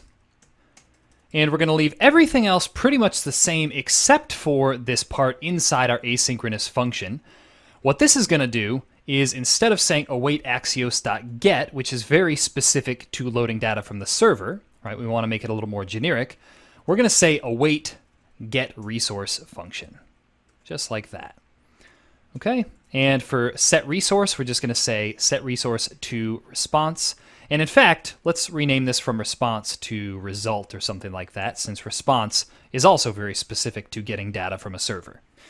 Okay, and for the array argument for useEffect, we're going to change this to getResource function, like that, and we're returning the resource. Okay, so let's see how this is going to work now. Let's head over to our user info, and let's import our useDataSource custom hook, like that. And then what we're going to do is instead of using useResource, we're going to say const user equals useDataSource. And we're going to want to specify that we want to get the data from the server. Now, the way we do that is we basically pass a function as an argument to our useDataSource custom hook that will contain the logic that we basically removed when we change this to say await getResource function. So we're going to start off here by importing Axios. Import Axios from Axios. And what we're going to do is say const response equals await axios.get. And then we'll say /users/ and insert the user ID. Oh, and this should be an asynchronous function here. So say async at the beginning. And then we'll say return response.data. Okay, so this response.data that we're returning is the exact location of the data that we're trying to get. Okay, so if we go back to our browser and take a look, we should see that nothing has changed with our user info component. Now, at first glance, this useDataSource custom hook probably looks a little more complicated than our useResource custom hook, right? Well, what we could do is specify a new function up at the top here that will actually create variations of this asynchronous function inside of here for us, right? So if we wanted to do something like load products instead, we could simply use this function to do that instead of having to type out the same code over and over again. Let me show you what I mean. We're going to say const, and we'll call this function something like server resource. All right, and this is going to be a function that returns a function. So server resource is going to take one argument, which will be the URL of the resource that we want to load from the server. And it's basically going to return this asynchronous function that we defined inside of here. So let's just cut that out and paste it here. Okay. And then we're just going to replace this hard-coded URL here with the resource URL that we passed in to the first set of arguments.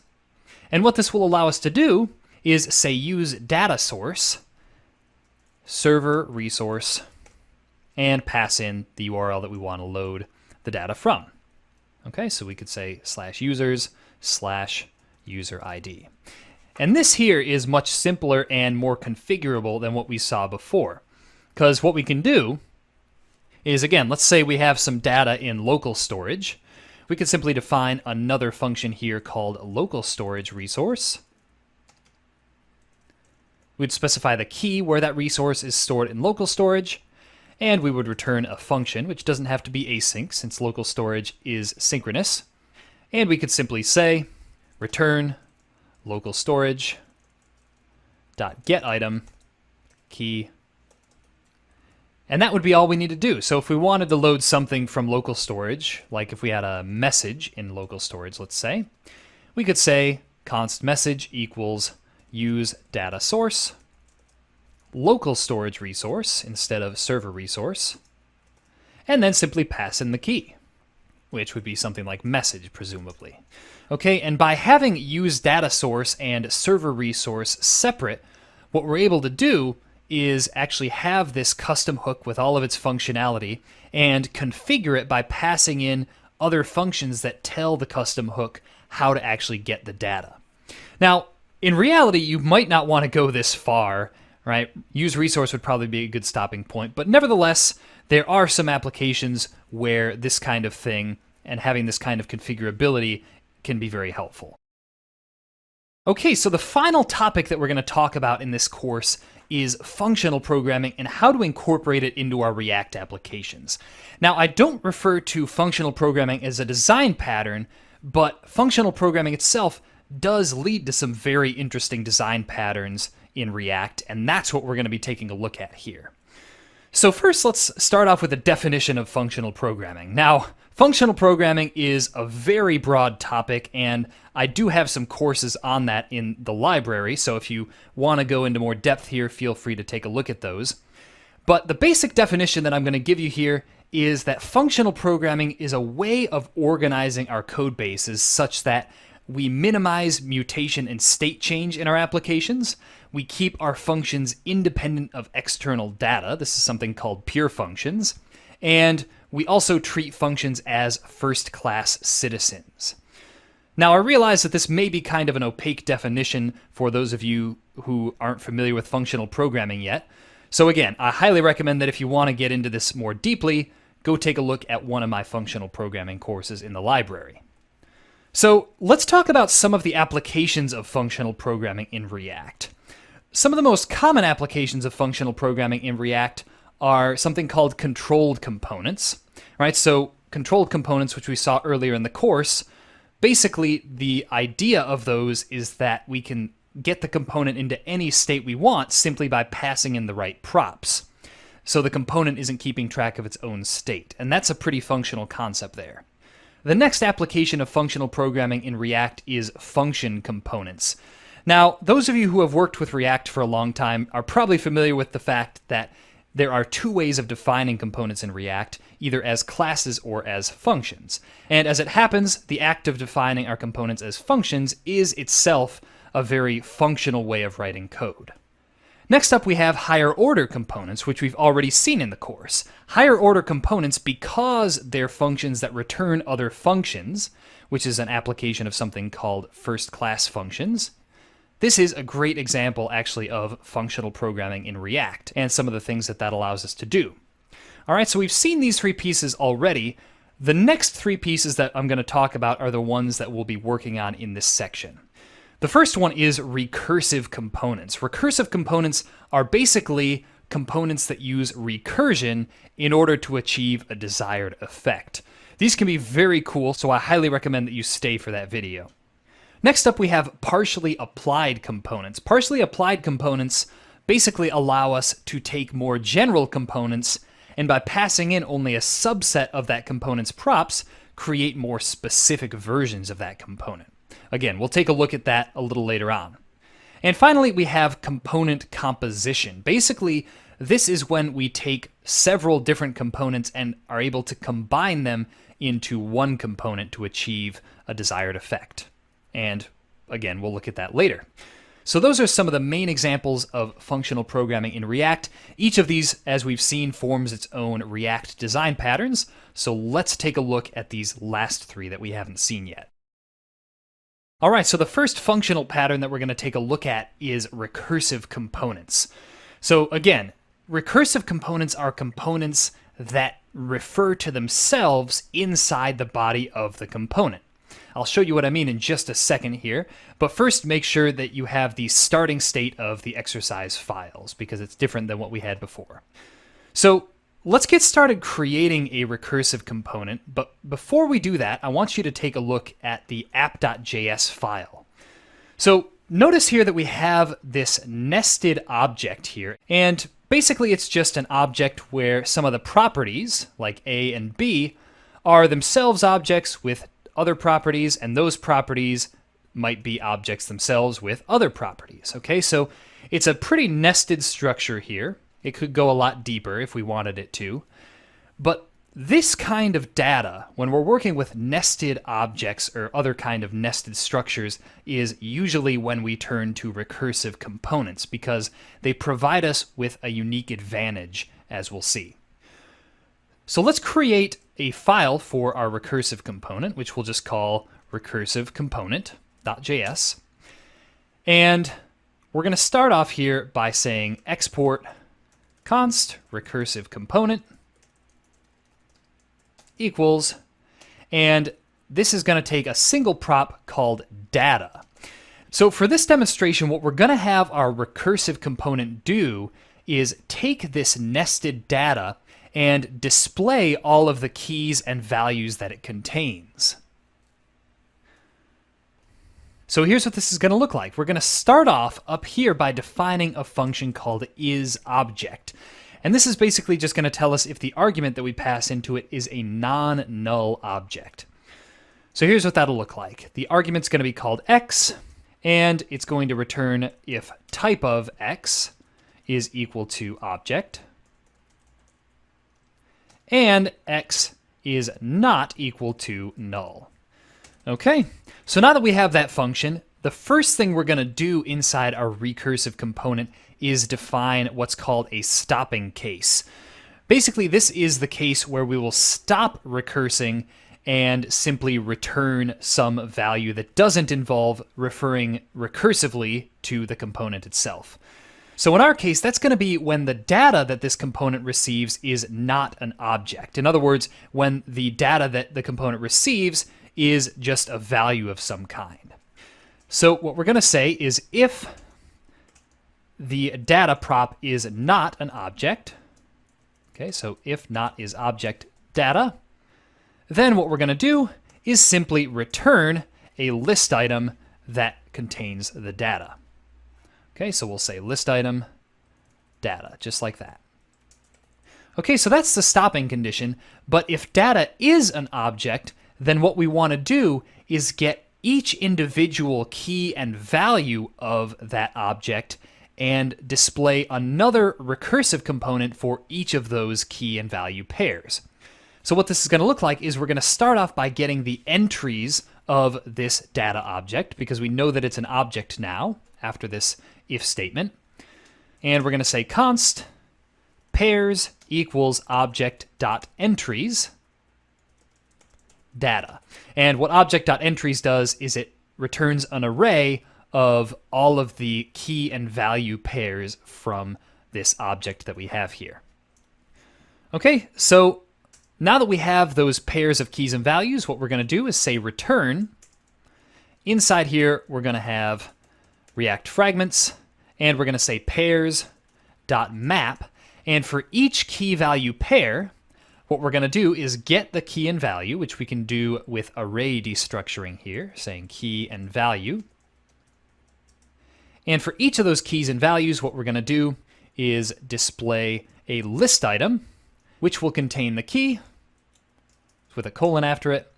And inside that, we will have a nested unordered list. Okay, and here is where our component becomes a recursive component. It's actually going to refer to itself inside the JSX. So we're going to say recursive component, and the data that we pass to that recursive component is going to be the value here of that key. You'll see what this looks like when we display this, and it'll all make sense in just a minute. So we're going to say data equals value. And that is our recursive component. So what we're going to do now is display this recursive component and pass this nested object to it and see what it looks like. So let's import our recursive component up at the top. We're going to say import recursive component. And then down here, we're going to replace this with recursive component, and the data that we pass is going to be the nested object. And that's all there is to it. Let's run our React app now with npm run start. And what we're going to see is that our recursive component has recursively rendered all of the keys and corresponding values of our nested object. So we see A, the value for that is 1. And if we go back and take a look at our nested object here, we'll see that that's true. And for B, which is a pretty highly nested portion of this nested object, we can see that it has the 3 top-level properties, and some of those, which are objects, have displayed the properties and values of those objects as well.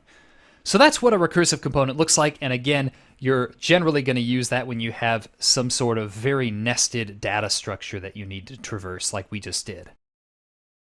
Okay, so now that we've seen how recursive components work in React, the next design pattern that we're going to take a look at is composition in React. So basically, composition is the functional programming analog to inheritance in object-oriented programming. Now, obviously, both have their differences, but we're going to take a look at what composition looks like here in a React app. So let's start off here by creating a file called composition.js, and this is just going to have a few different components inside of it for demonstration purposes. So let's start off here by imagining that we have a button component. Okay, it's going to be pretty simple. We'll say export const button, and this button component is going to take a few different props. One is going to be size, one is going to be color, that is the background color of the button, and one is going to be the text of the button, and then we'll have the rest of the props that we might want to pass through. Okay, and then our button is just going to return a regular HTML button element with some styles specified by the props that we passed into the button component. And that's going to look like this. We're just going to say style. We'll set the padding depending on the size. So our size is just going to be a string that's either large or small. So we'll say if size is equal to large, we want the padding to be 32 pixels. Otherwise, we want it to be only 8 pixels. Okay. Next, we're going to have the font size, and that is also going to depend on the size prop as well. So we'll say size is equal to large. If it is, we're going to have 32 pixel font size. Otherwise, we'll have 16 pixel font size. And finally, we'll have the background color of our button, and that's just going to be equal to the color prop. And then we'll pass in the rest of the props to our button here by saying ... props. And finally, we'll insert the text of the button inside the opening and closing tags. Okay, so we have this basic button component. The way we would use that is simply by saying button, then we could say size equals large, color equals red, text equals hello, something like that, right? Well, what composition would allow us to do is actually create different versions of this button by creating components that use it. Here's what I mean by that. Let's say that we want to have both a danger button and a success button in our app. Instead of having to use our button all the time and specify that size equals large and color equals red, let's say. Well, what we could do, and the way that composition works, is we can simply say export const and call our new component something like danger button equals, and then we'll get the props and say return our button with all of the existing props and color specifically set to red. Okay, oops, and I spelled button wrong there. Let's fix that.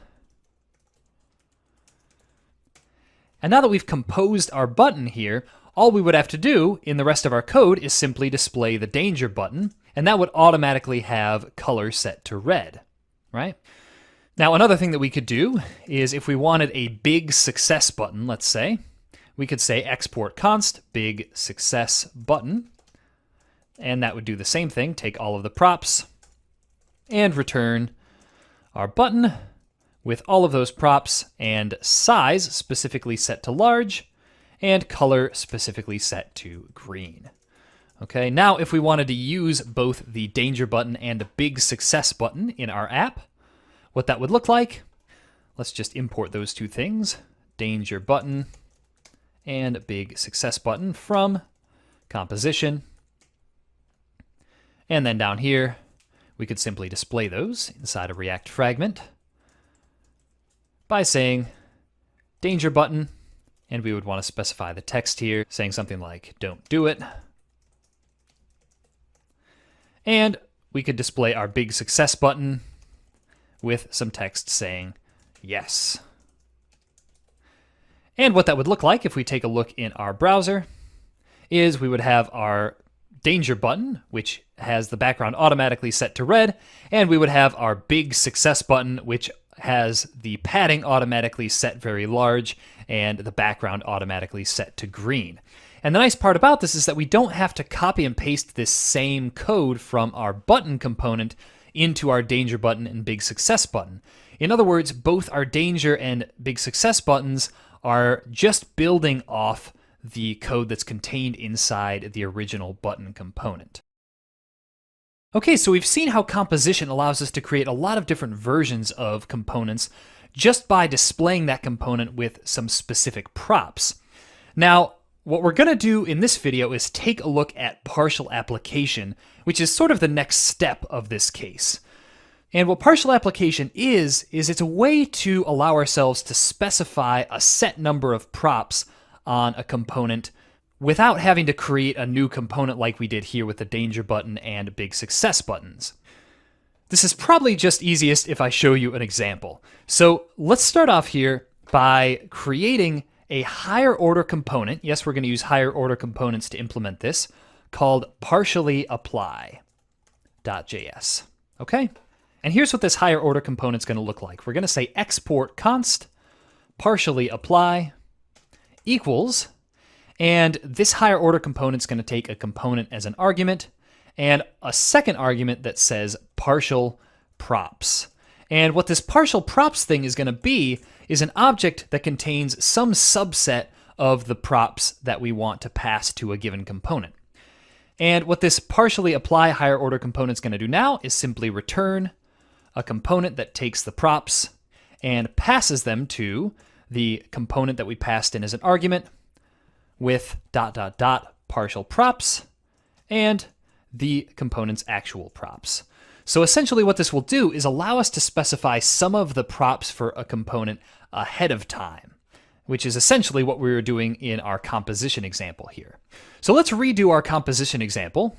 I'm going to just copy this button component and bring it into our file here. And let's say that we want to create the same danger and success buttons inside of here. Well, the way that we would do that with this partiallyApply higher order component would be something like this. We could say export const danger button equals partiallyApply, and we want to partially apply some props to our button component, so we'll pass that as the first argument. And for the second argument, we're going to pass a key and value for the prop that we want to set. In our case, that's going to be color red. Okay, and we can do the same thing for our big success button by saying export const big success button equals partiallyApply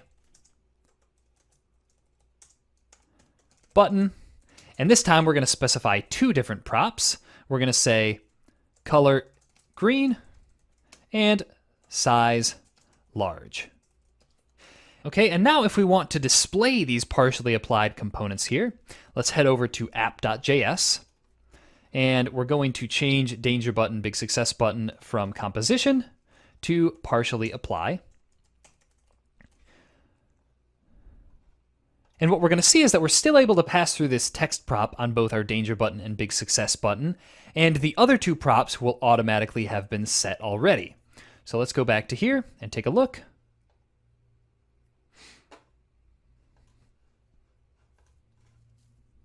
Oops, and it looks like I forgot a return keyword here, so we'll just say return component.